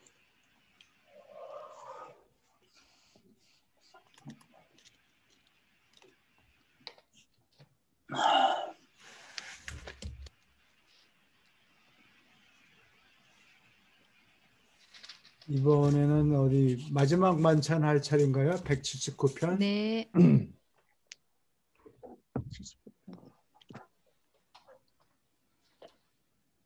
어디 전 선생님 두 문단씩 읽어 주시겠어요? 예. 179편 마지막 만찬. 이 목요일 오후에 빌립이 죽게 다가오는 유월절을 상기시키고 이를 축하할 계획에 관하여 물었을 때 주는 이튿날 금요일 저녁에 먹기로 되어 있는 유월절 저녁을 생각하고 있었다. 유월절 축하를 위한 준비를 전날 정오 이전에 시작하는 것이 관습이었다. 유대인이 해질 때 하루가 시작된다고 계산했으니까 이것은 토요일에 유월절 저녁을 금요일 밤에 자정이 되기 전에 언젠가 먹을 것을 의미했다. 그래서 사도들은 그들이 하루 일찍 유월절을 축하할 것이라는 주의 발표를 이해하지 못하고 온통 어리둥절했다. 그들은 적어도 그들 가운데 들어는 그가 금요일 밤에 유월절 저녁을 먹을 때가 되기 전에 자신이 체포될 것을 아시고 따라서 이 목요일 저녁에 특별한 만찬을 하려고 그들을 한데 부른다고 생각했다. 들어는 이것이 단지 정식 유월절 축하에 앞서 있을 특별한 경우라고 생각했다. 예, 이 당시에 유대인들은 달력을 썼죠. 루나 캘린더를 썼어요. 그레고리안 줄리안 캘린더가 아니고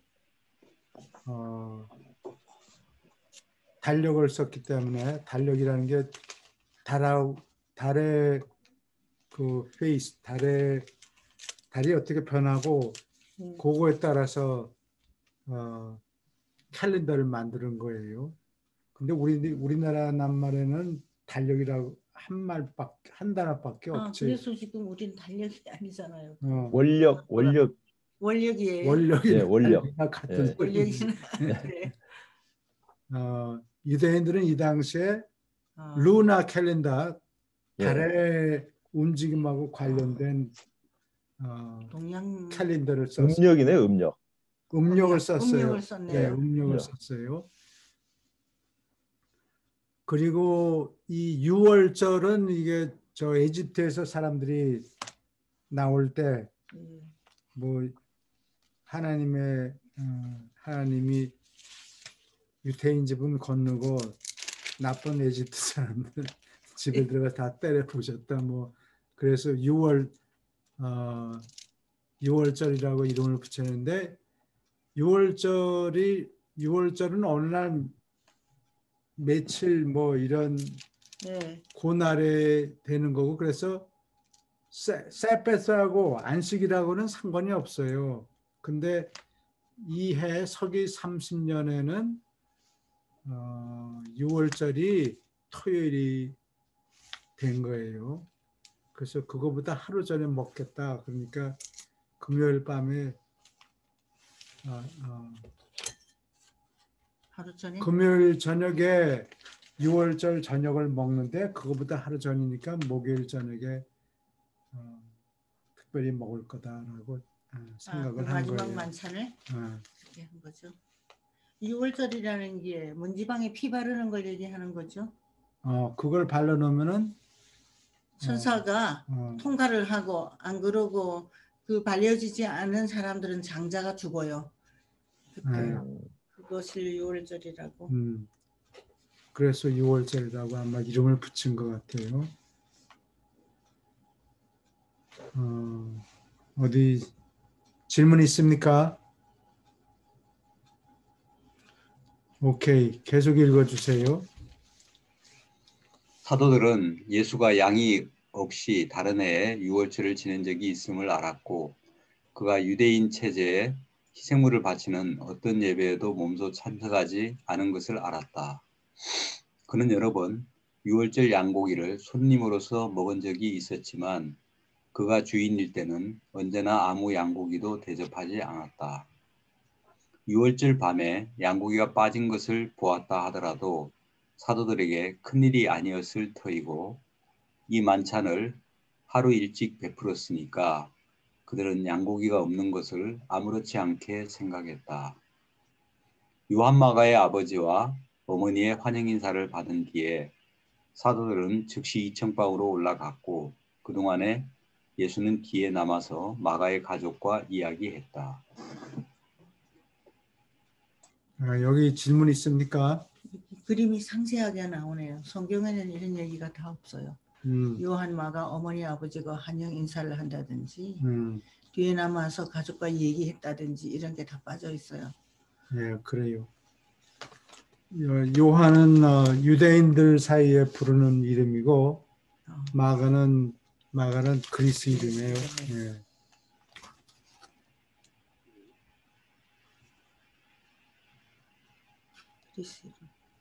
네, 그 나머지 문단. 예. 네. 주가 이 계절을 12사도하고만 축하하기로 미리 양해를 구했고 따라서 그들에게 시중 들라고 아무 종도 마련하지 않았다. 네. 계속 읽어주세요. 1. 우대를 받으려는 욕망. 요한마가가 2층으로 안내했을 때 사도들은 크고 널찍한 방을 보았는데 이 방은 만찬을 위해 완벽하게 꾸며져 있었다.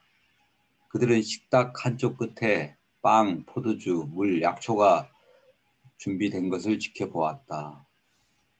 빵과 포도주가 놓인 끝부분을 빼고 이 긴 식탁은 10개의 눕는 소파에 둘러싸여 있었고 바로 그러한 것이 살림이 넉넉한 유대인 집에서 유월절을 축하하는 데 마련되었을 것이다. 12사도가 이 2층 방으로 들어가자 그들은 바로 문 안에 먼지 묻은 발을 씻기 위한 물 주전자, 대야, 수건들을 주목하였다. 그리고 아무 종도 이 시중을 들려고 준비되지 않았기 때문에 요한 마가가 떠나자마자 사도들은 서로를 쳐다보기 시작했고 저마다 마음속에서 생각하기 시작했다. 누가 우리의 발을 씻을 것인가? 그리고 각자 마찬가지로 자기는 다른 사람의 종으로 이렇게 행동할 사람으로 보이지 않는다고 생각했다. 이거 너무 재밌잖아요. 네. 지가 지발 씻으면 되지. 아무도 그러면 꿈에도 꾸지 않았어요. 그러니까 이 당시에 예. 그 노예들이 많았다는 얘기예요. 예. 집이고 그래서 노예들 종들이 와서 뭐 시쳐주기를 기대했는데 그 종들의 노예들의 숫자가 얼마나 많았는 거니 줄리아스 시자가 기원전 한 55, 6년 돼요. 지금 프랑스 지방에 갈리아 지방에 가서 한 120만 명을 죽였고 전쟁하더라고. 그리고 주로 여자와 아이들만 한 100만 명을 노예를 데리고 왔어요. 그래가지고 그걸 팔아서 빚을 다 갚고 크라수스한테 다 갚고 당시에 로마에 노예들 인구가 아마 한 25만 명 정도는 됐을 거예요. 4분의 1 정도는 됐을 거예요. 근데 거기다가 또 털어놓으면 안 되니까 그 귀족들한테 다 팔아요. 그렇죠. 그럼 그 귀족들이 이 사람들을 사가지고 자기 농장에 집어넣어서 일을 시키는 거예요. 그러니까 보통 로마의 자유시민들이 짭이 없어지는 거예요. 농장에서 일하던 자유노동자들이 밀려나야 노예들하고 경쟁을 할 수가 없으니까. 그래서 이 책에 보면 미들 클래스가 지금 막 생겨났다.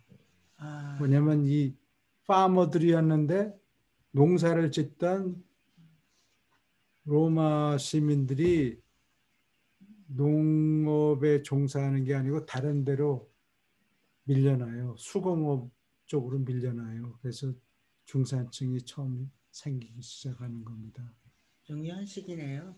그리고 여기 요한 마가의 집은 여기 2층 집이라고 돼 있죠. 당시에 대부분의 건물이 1층 예.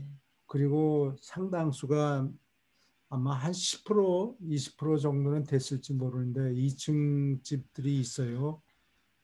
지금 그 어디냐 엘콜라노 또는 폼페이라는 도시가 예수님 당시에 있던 도시들인데 거기 가보면 그 집들이 그냥 보존돼 있어요. 2층 집들? 2층 집들이 귀족들이 있어요. 살던 집? 귀족들이 살던 집이 있어요. 그래서 어느 정도 잘 살았는지 이 마가의 집이 이그젠플이 되네요. 네, 그걸 알 수 있어요. 네. 시종들이 많았는가 보죠. 예수님이 부탁한 것은 시종들을 들여보내지 말라. 우리만 그렇지. 한다는 그 얘기를 하려고 부모님을 만난 것 같아요. 그렇지. 네. 질문 있습니까? 그때 광경이 더 선하게 보입니다. 그때까지 이런 걸 못 봤는데. 여기 당시 집을 내가 보여드린 적이 있나? 아니요. 안 봤어요. 안 봤어요? 그러면은 근데 명화 중에 그 소파에 기대 앉아서 먹고 하는 그런 장면은 우리 집에 있는 그 최의 만찬 그거는 영 픽처가 다르네요.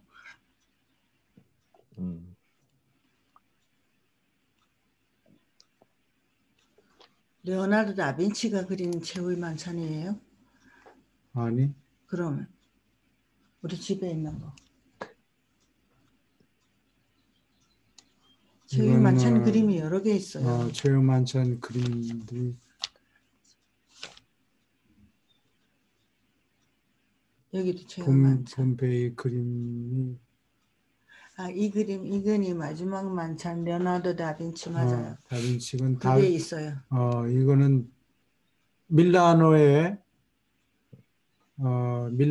그 체나 이름을 풀 네임을 잊어버렸는데 무슨 체나가 이태리 말로 저녁이라는 뜻이에요. 네. 체나 콜로라고 그러나 하여튼 거기 교회가 있는데 거기에 이 벽에다가 벽화.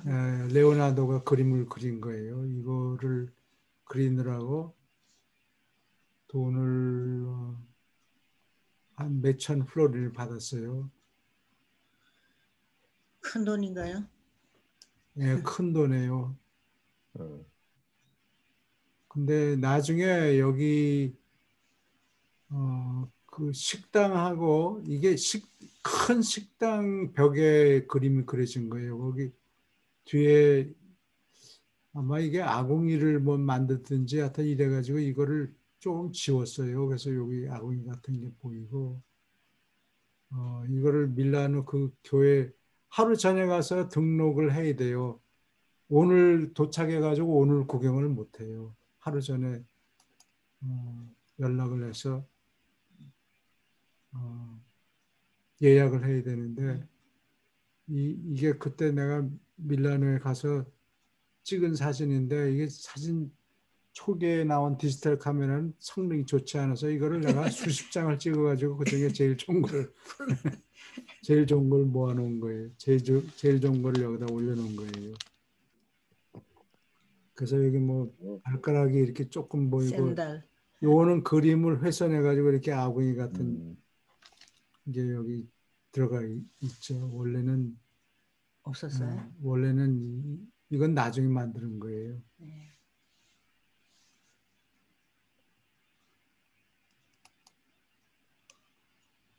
어디 파묻혀 있는지 알 수 없네. 2층 집을 보여주려고요. 볼로나나 여긴, 엘카나노, 폼페이, 엘카나노에 있는 그림 집들.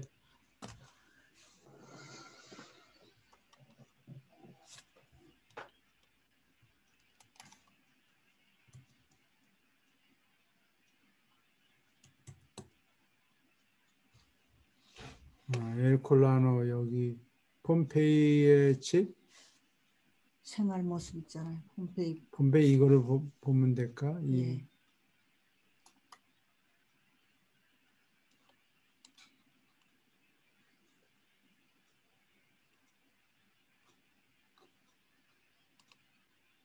이게 로마 사람들이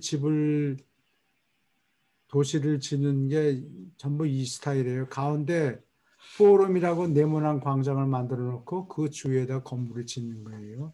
미음자형의 집인가요? 미음. 네, 미음자식으로 돼 있어요. 그리고 항구탱이에는 마르첼럼 마케트가 있고 슈퍼마켓 이런 게 있고 이게 페리스타일이라고 이렇게 기둥 이게 부잣집에 여기 이게 2층 집이에요. 이게 2층에 플로어가 위에 올라가면 무슨 방들이 좀 더 있고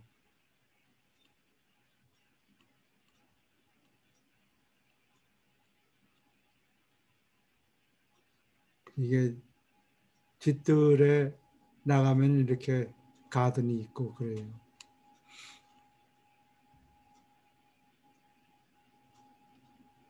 오케이. 다시. 네.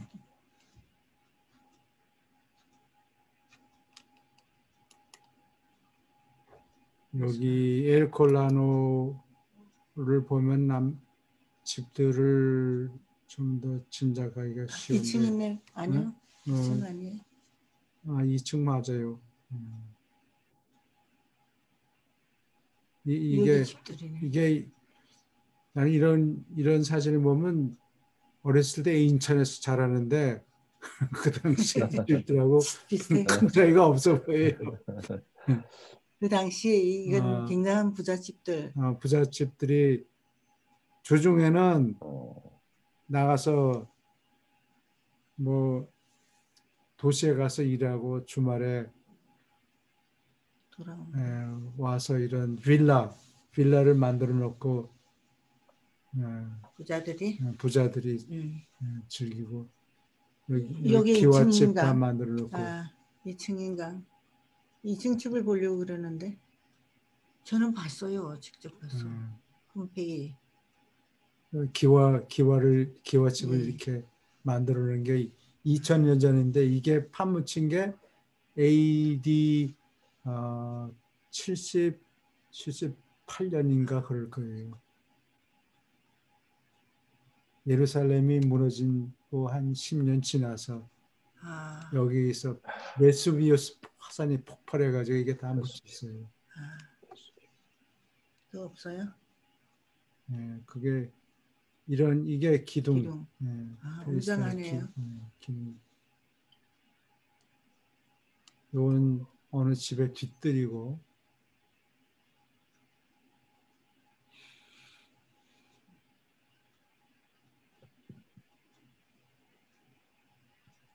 이게 뭐예요? 이거는 식당인가 보죠? 식당에 뭐 팥, 속 끓여 놓고 요리 있는 속 같은 요리하는 거.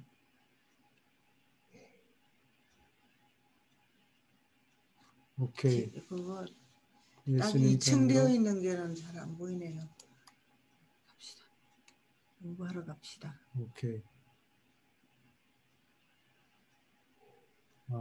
계속 읽어주세요. 두 문단. 마음속에 따지면서 거기 서 있는 동안 그들은 식탁의 자리배열을 둘러보았고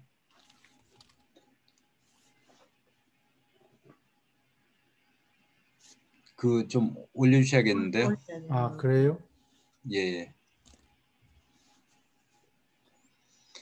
주인이 앉은 높은 소파 바른 쪽에 소파 하나 그리고 주인의 바른 쪽에 둘째로 명예로운 이 자리의 맞은편까지 식탁 둘레에 정돈된 소파 11개를 주목하였다.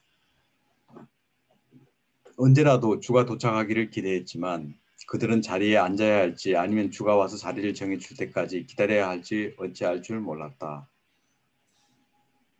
그들이 망설이는 동안 유다는 명예의 자리, 즉 주인의 왼편으로 걸어갔고 거기서 우대받은 손님으로서 소파에 기댈 뜻을 표시하였다.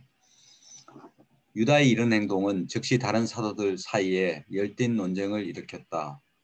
유다가 명예의 자리를 덮치자마자 요한 세베대가 다음으로 좋은 자리, 주인의 바른쪽 자리를 차지했다. 시몬 베드로는 유다와 요한이 좋은 자리를 이렇게 차지한 것에 너무 화가 치밀어서 다른 성난 사도들이 구경을 하는 동안 식탁을 피해 돌아서 행진하듯 걸어 가장 낮은 소파에 자리의 순서의 끝, 곧 요한 세베대가 선택한 자리에 바로 맞은편의 자리를 차지했다. 다른 사람들이 높은 자리를 차지했으므로 베드로는 가장 낮은 자리를 택하려고 생각했다.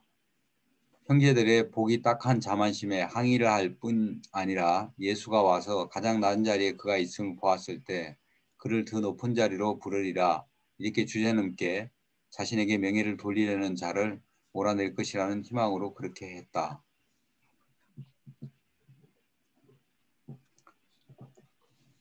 여기까지 질문 있습니까? 이런 상세한 그림은 성경에 없어요. 근데 네. 너무 재밌지 않아요? 참. 아유. 유다는 명예의 자리, 즉 주의 왼편으로 걸어갔고 유다가 명예 자리를 더 와서 화가는 혼나가지고 누가 올까봐 그냥 먼저 가서 자리를 먼저 너무나 인간적인. 아니 근데 유다는 이미 배신을 했잖아요 이때. 네. 예. 이미 배신을 했는데 그 유다의 어떤 그 행동을 이해하기가 좀 어렵네요.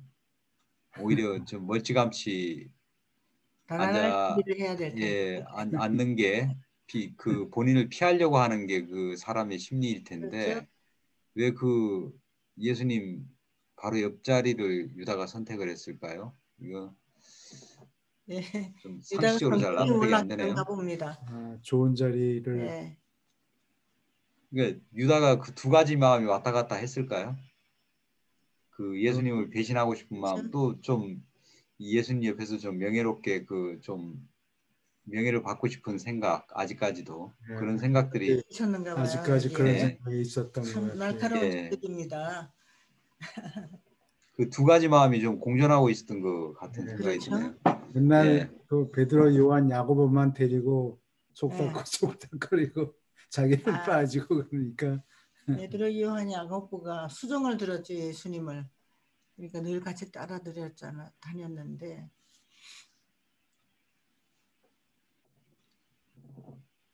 오케이. 계속 읽어주세요. 도문단. 그 조금 올려주셔야 될 것 같은데요. 올려. 좀 예, 올려주셔야겠네. 더. 여기 이렇게 가장 높은 여기 자리와 안 해요? 지금 안 예, 예, 보이는. 예. 네. 이렇게 높은 자리와 낮은 자리가 찾아 나머지 사도들은 자리를 골랐고 모두 자리를 잡을 때까지 더러는 유다 가까이, 더러는 베드로 가까이 앉았다. 이들은 U자 모양의 그 식탁 둘레에 다음 순서로 기대되는 소파에 자리를 잡았다. 주의 바른편에 요한, 왼쪽에는 유다, 여심담은 시몬, 마태, 야고보, 세베데, 안드레, 알페오, 쌍둥이, 빌립, 나다니엘, 토마스, 시몬 베드로.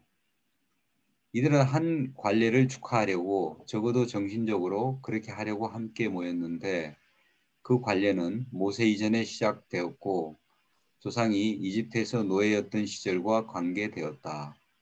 이 만찬은 예수와 그들의 마지막 모임이요. 그러한 엄숙한 상황에서도 유다의 지휘하에 그들은 명예와 우대, 개인적 칭찬을 얻으려는 예전의 성향에 다시 한번 무릎을 꿇게 되었다. 네, 여기 질문 있습니까? 오래도록 예수님 밑에서 훈련을 받았는데 이 마지막 순간에도 사람이 갖고 있는 그 성향이 없어지지 않았어요. 이분들이 전부 다. 참 저희 상식으로는 잘 이해가 안 되죠. 좀 뭐 사도들이면은 뭐 12사람이 거의 다 같은 그 입장과 위치라고 생각이 되는데 그들 예. 간에 무슨 뭐 자리 경쟁을 한다는 것 자체가 참 우스꽝스러운 광경인데요. 그렇죠. 예. 근데 아까 이제 그 레오나르도 다빈치의 그 최후의 만찬은 어떻게 보면 일자형의 식탁인데 여기는 U자형으로 이렇게 식탁이 네. 예, 돼 있다고 나오네요. 그러니까 예. 그거는 이제 성서에 그렇게 묘사가 이렇게 정밀하게 안 돼 있는가 봐요. 이렇게 정확하게. 그 다빈치 그림은 지나가는 길에 또 한마디 말씀드리면 프랑스의 임금이 찾아와서 그 그림을 보고 너무 좋아서 예. 그걸 그대로 떠가지고 파리로 가져가려고 부탁을 했는데 예. 그 일하는 사람들이 와서 이걸 뜯어갈 수가 없다. 다 깨질 거다. 저 벽화니까. 벽화니까 벽에다 그린 그림만 해요. 그래서 그거 참 아깝네. 그러고 프랑스의 임금이 포기했어요. 나폴레옹 아니에요? No, no. 아니에요. 그 다음에 2차 대전에 아, 그렇죠. 여기를 많이 폭격을 받았죠. 2차 대전 때 이태리가 처음에는 독일하고 손잡았잖아요. 예. 그래서 그리스 여기도 막 침범하고 그랬는데 나중에 연합군의 폭격을 받아서 다 부서졌는데 이 벽만 남았다 그래요. 아, 아, 참 그 신기하죠? 희한하네요. 예. 네. 이게 이 제울만찬 그림 때문인가요? 이게 중요한 천사들이 폭탄을 딱 막았는가 보네요. 히스토리에 남겨야 되기 때문에 예, 그런 거 같은 느낌이 듭니다. 예. 오케이. 여기까지 누가 복도에 나타났을 때 그들은 아직도 성이 나서 서로 비난하느라고 바빴고 실망의 빛이 얼굴에 서서히 떠오르는 동안 주는 복도에서 잠깐 멈추었다. 아무 말 없이 주는 자기 자리로 갔고 그들의 자리 순서를 고치지 않았다. 발을 아직 씻지 않은 것을 제외하고 그들은 이제 만찬을 시작할 준비가 되었는데 도저히 즐거운 기분이 들지 않았다. 주가 도착했을 때 충분히 감정을 자제하여 자기 느낌을 다른 사람 앞에서 삼가 표현하지 않았던 몇 사람이 품었던 생각을 말할 것도 없고 그들은 아직도 서로 가시돋친 말을 주고받기에 바빴다. 참, 놀랍네요. 여기에 예, 예. 근데 실망의 빛이 얼굴에 서서히 떠오르는 동안 누구의 얼굴에 실망의 빛이 서서히 떠오르는 동안 예수님. 예수님의 얼굴에 예. 마지막인데 지금 아직도 이 사람들이 그런데도 음, 예수님이 잔소리는 안 하죠. 예. 기가 막힌. 참 기가 막히겠네. 예수님 입장에서는 예. 참.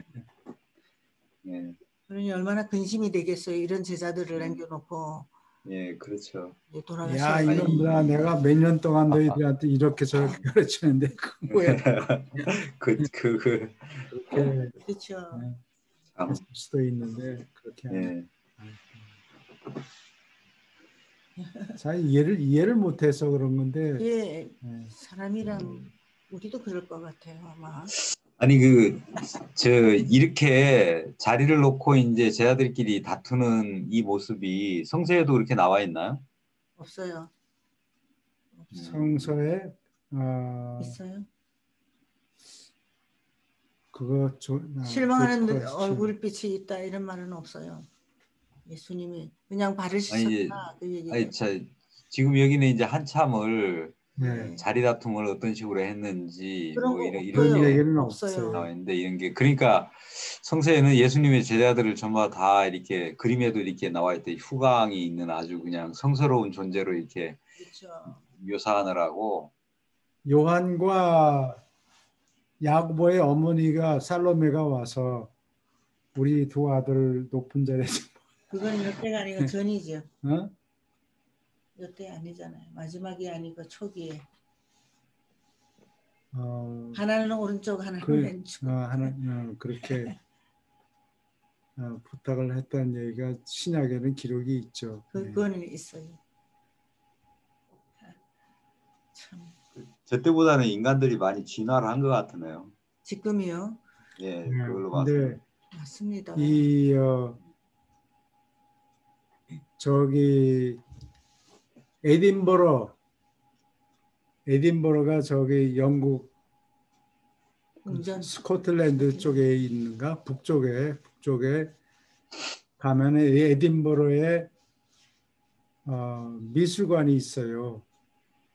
거기에 가면은 그 최후의 만찬 그림이 하나 있는데 누가 그린 그림인가? 자꾸 많이 잊어버려요. 저는.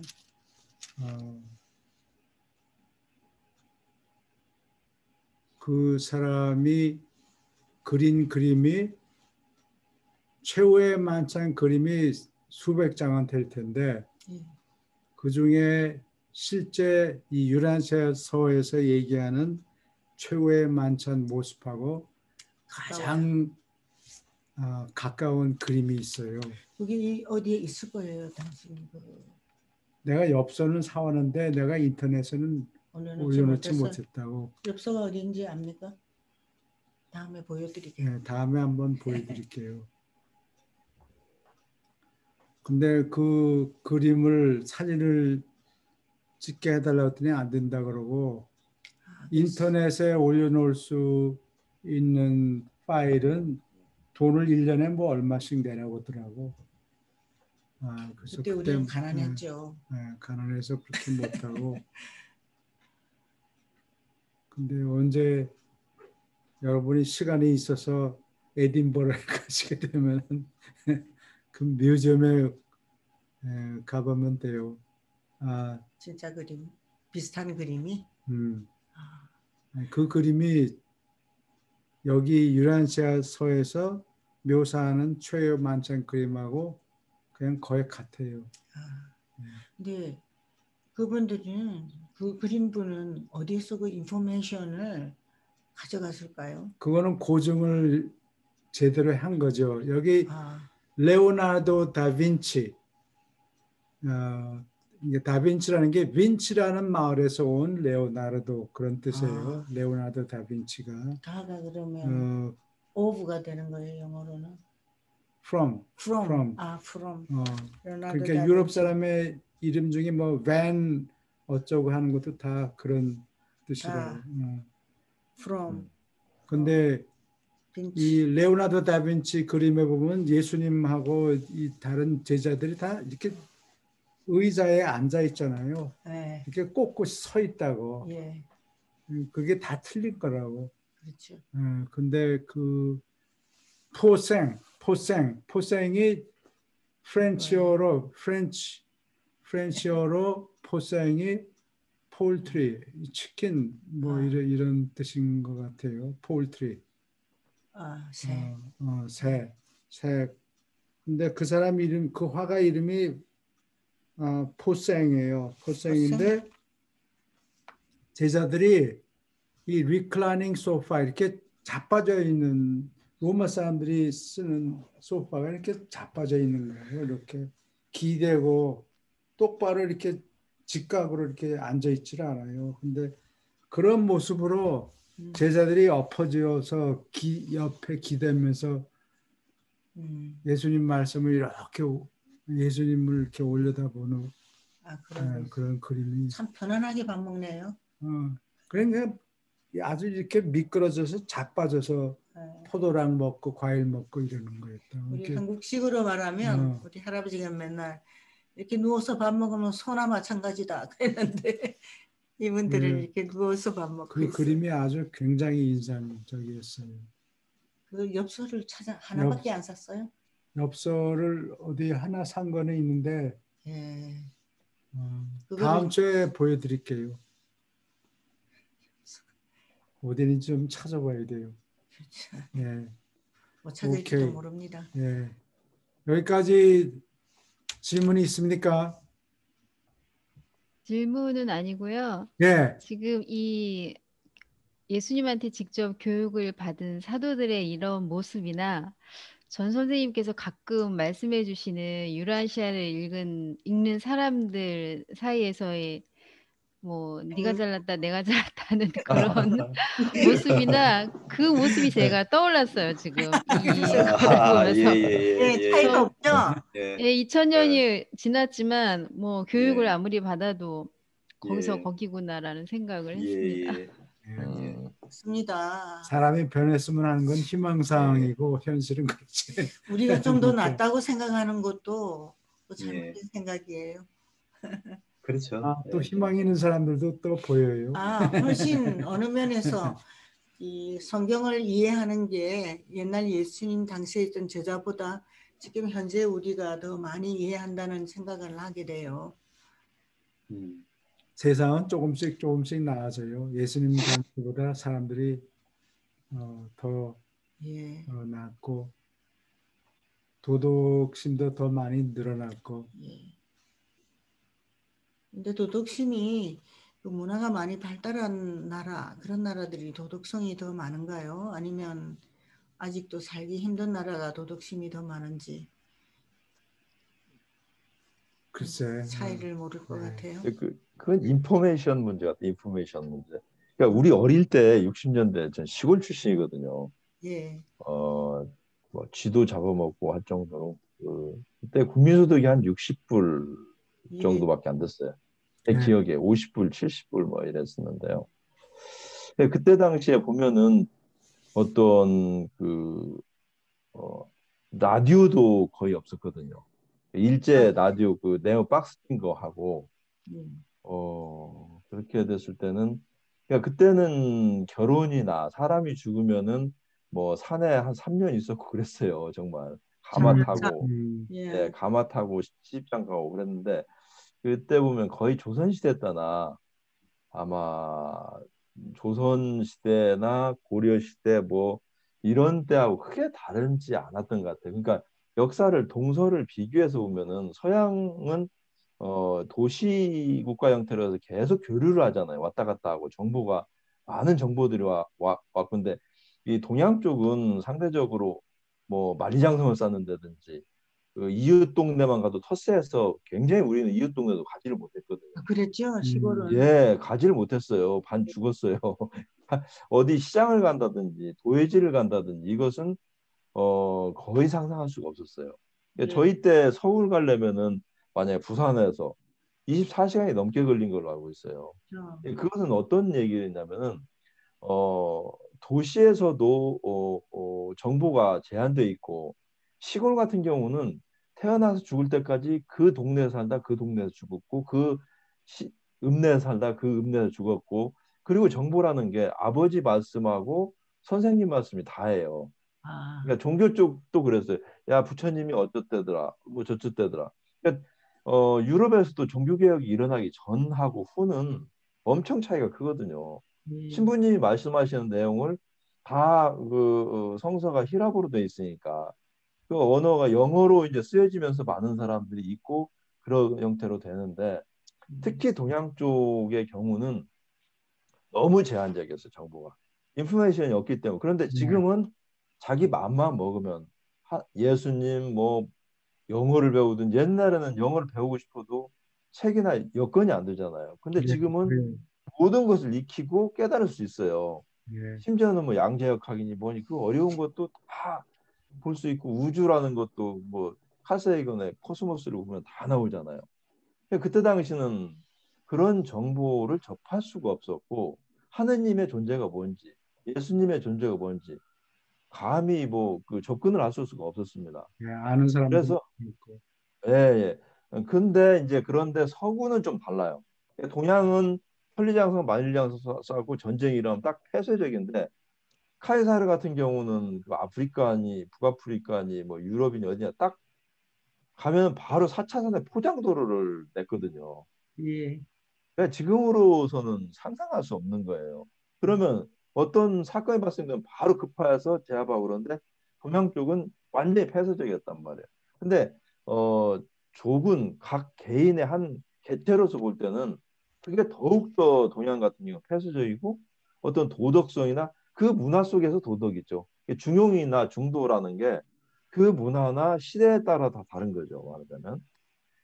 그래서 지금이 월등하게 도덕이라든지 저는 유라시아가 당연히 나와야 된다고 생각하고 그 2000년 전에 그때 당시는 지배계층하고 비계층밖에 없기 때문에 그 나머지는 일부만 사람이고 나머지는 사람일 수가 없거든요. 거의 인격적이지도 못하고 그러니까 지금 당연히 모든 것이 많이 바뀌었을 뿐더러 유라시아사가 반드시 필요한 시기라고 저는 생각을 해요. 맞습니다. 지금이야말로 예, 예. 지금이 월등하게 예수님 계실 때하고는 다르다고 생각합니다. 맞습니다. 우리 인터넷으로 통해서 네. 우리가 만나지 않고 이렇게 공부를 같이 하지 않습니까? 상상 초월이죠. 상상을 할 수 없을 정도로 네, 빨라진 그렇죠. 거예요. 예. 예. 지금 우리가 이렇게 이주영 선생님 반갑습니다. 예, 제가 어떻게 이렇게 전혀 모르시는 분을 이게 대할 수 있는데 지금 농담도 하고 예, 교수님이랑 같이 식사도 하고 와인도 하고 그랬으니까 예, 이렇게 이 시대가 참 좋은 것 같아요. 제가 가끔 농담으로 해서 죄송합니다 분위기께서. 예. 네. 제가 우리 그 미국에서 스테이튼 아일랜드에서 유란시아 그 모임이 있었어요. 많은 사람이 네. 왔는데 그때 이런 얘기를 했어요. 한국 사람들은 종교심이 강해서 그때 제 기분이 그래서 이 책을 읽기만 하면 아마 이 메시지가 들불같이 빨리 번질 것이다. 그렇게 얘기했거든요. 그래서 책을 예. 5천 권을 프린트한 거예요. 음. 예. 그 첫, 그 그렇게 첫, 될 것 첫, 같은 느낌이 들고 책을 읽다가 지금, 딱 벌떡 일어나요. 내가 일어나서 이거 가만히 있으면 안 되겠다. 전해야 되겠는데 이런 생각이 막 나는 거예요. 첫판 발행한 게 그러니까 5천 권이었나요? 예, 첫 예. 번째 프린트한 게 예. 5천 권이었어요. 5천 권 중에서 400권은 미국에 남겨놓고 예, 사, 100권이 우리 집에 왔고 음, 100권이 우리 집에 와 있고 그리고 이제 사람들한테 전하고 400권이 미국의 파운데이션에 있고 나머지가 한국에 갔어요. 그리고 각 도서관마다 아니, 저기, 한글로 된 걸 미국에서 인쇄하셨다고요? 한국에서 아니에요. 인쇄했어요. 한국에서 했어요. 한국에서 인쇄했잖아요. 그러면 한국에서 가져가셨겠나요? 예, 예. 신우인쇄소. 예, 거기가 성경 출판하는 출판사예요. 예, 아무도 책 읽는 사람을 몰랐기 때문에 우리 여동생밖에 예. 얘기할 사람이 없었어요. 근데 우리 여동생 남편이 좀 더 좋은 사람입니다. 누가 부탁한다고 그래서 주위에 있는 저장할 네. 장소가 있는 사람이, 창고가 있는 사람이 없어서 김진욱 씨한테 맡겼어요. 네. 그리고 제일 처음에 전화로 그 사람이 전차를 타고 있던가 그런 거 전화 통화가 처음 됐어요. 그래서 제일 처음에 읽은 사람이라고 제가 생각을 하고 그때 처음 간택이 된 거예요. 예. 질문이 더 있습니까? 오케이. 너무 놀랍죠? 네. 이 부분을 보니까 서로 자리 다툼하는 거.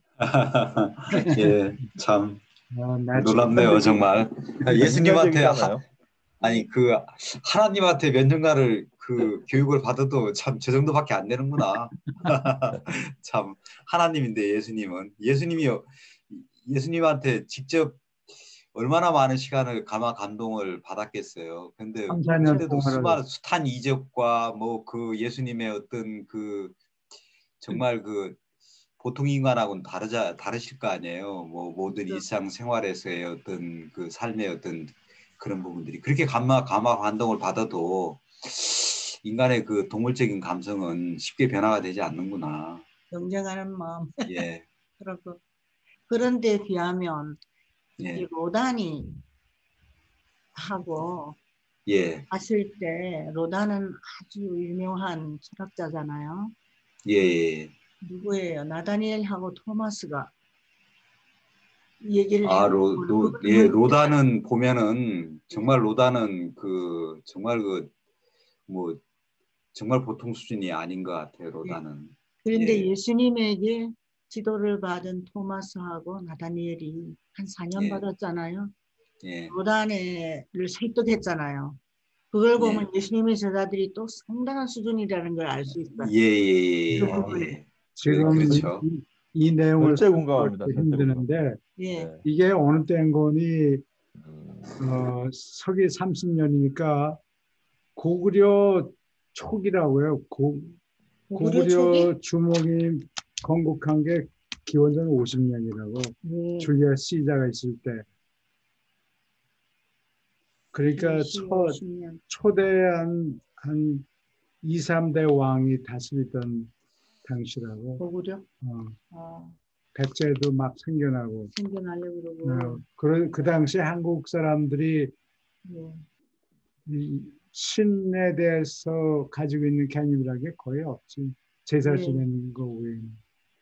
그래도 하늘에 제사 지내는 게 있었다 그랬잖아요. 단을 그래서 쌓아놓고. 단을 쌓아서 제사를 지냈는데 중국 황제가 저 한국 사람들이 조선 사람들이 모여서 중얼대는 게 뭐냐 그래서 알아보니까 조선 사람들이 제단을 쌓고 하늘에 제사를 지낸다. 그러니까 거기 가서 전부 하지 마. 막아놓고 자기가 제사를 지내겠다고 해서 베이징에 가면은 그림 좀 보여줘. 이거. 어떻게 어딘지 찾을지 알아요? 모르겠어. 베이징을 찾으면 나오죠. 한번 아니, 천단하고 치면은 뭐 나올 텐데요. 인터넷에도 그냥. 아, 그렇죠? 인터넷 구글에 예, 나올 겁니다. 여기 천단하고 치면은 천단. 그게 더 빠르네. 우리가 해놓은 것보다. 여기 천단. 구글에. 여기 찾으면 나오죠. 천단. 맵핑 하는 거예요.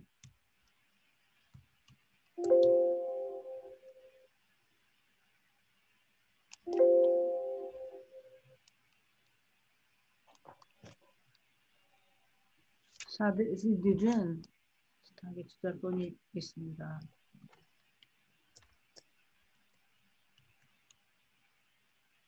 참. 이 장면을 보면 여기 천단. 제사는 한국에. 이게 천단 이 동그라미 요 뒤쪽에 이게 좀 있는 것 같아요. 여기가 있고 요거.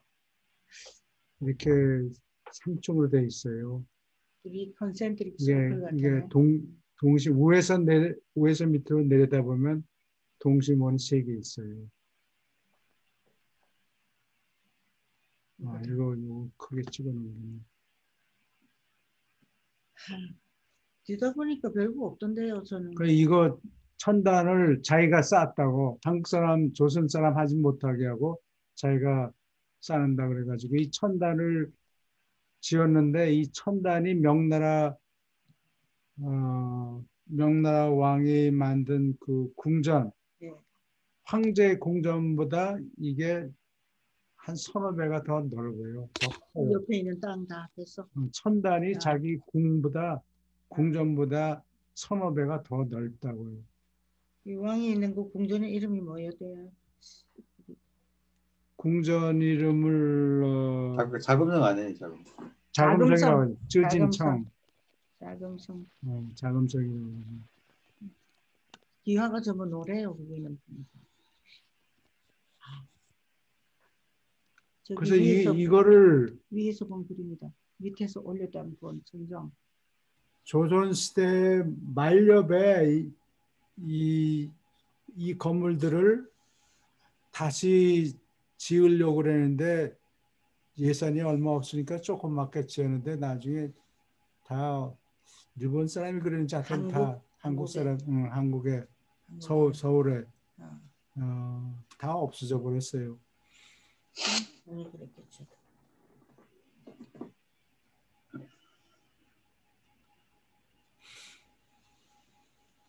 그러니까 오케이. 한국 분들이 영적인 수준이 높았던 거예요.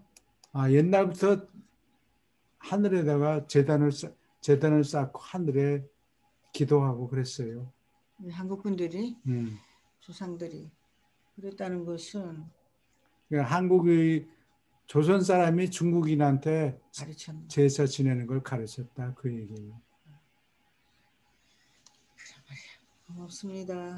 단군이라는 건 그렇게 재단을 쌓고 제사를 지내기 때문에 단군이라고 부르는 거고 그냥 단군이 그냥 이름이 아니에요. 단을 쌓은 단을 쌓은 사람 그래서 단군. 오케이.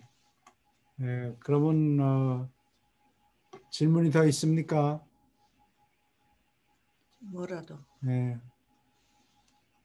질문이 없으면 오늘은 여기까지 합니다. 예, 수고하셨습니다. 네, 감사합니다. 감사합니다. 예. 오늘 재미있는 얘기가 많았습니다.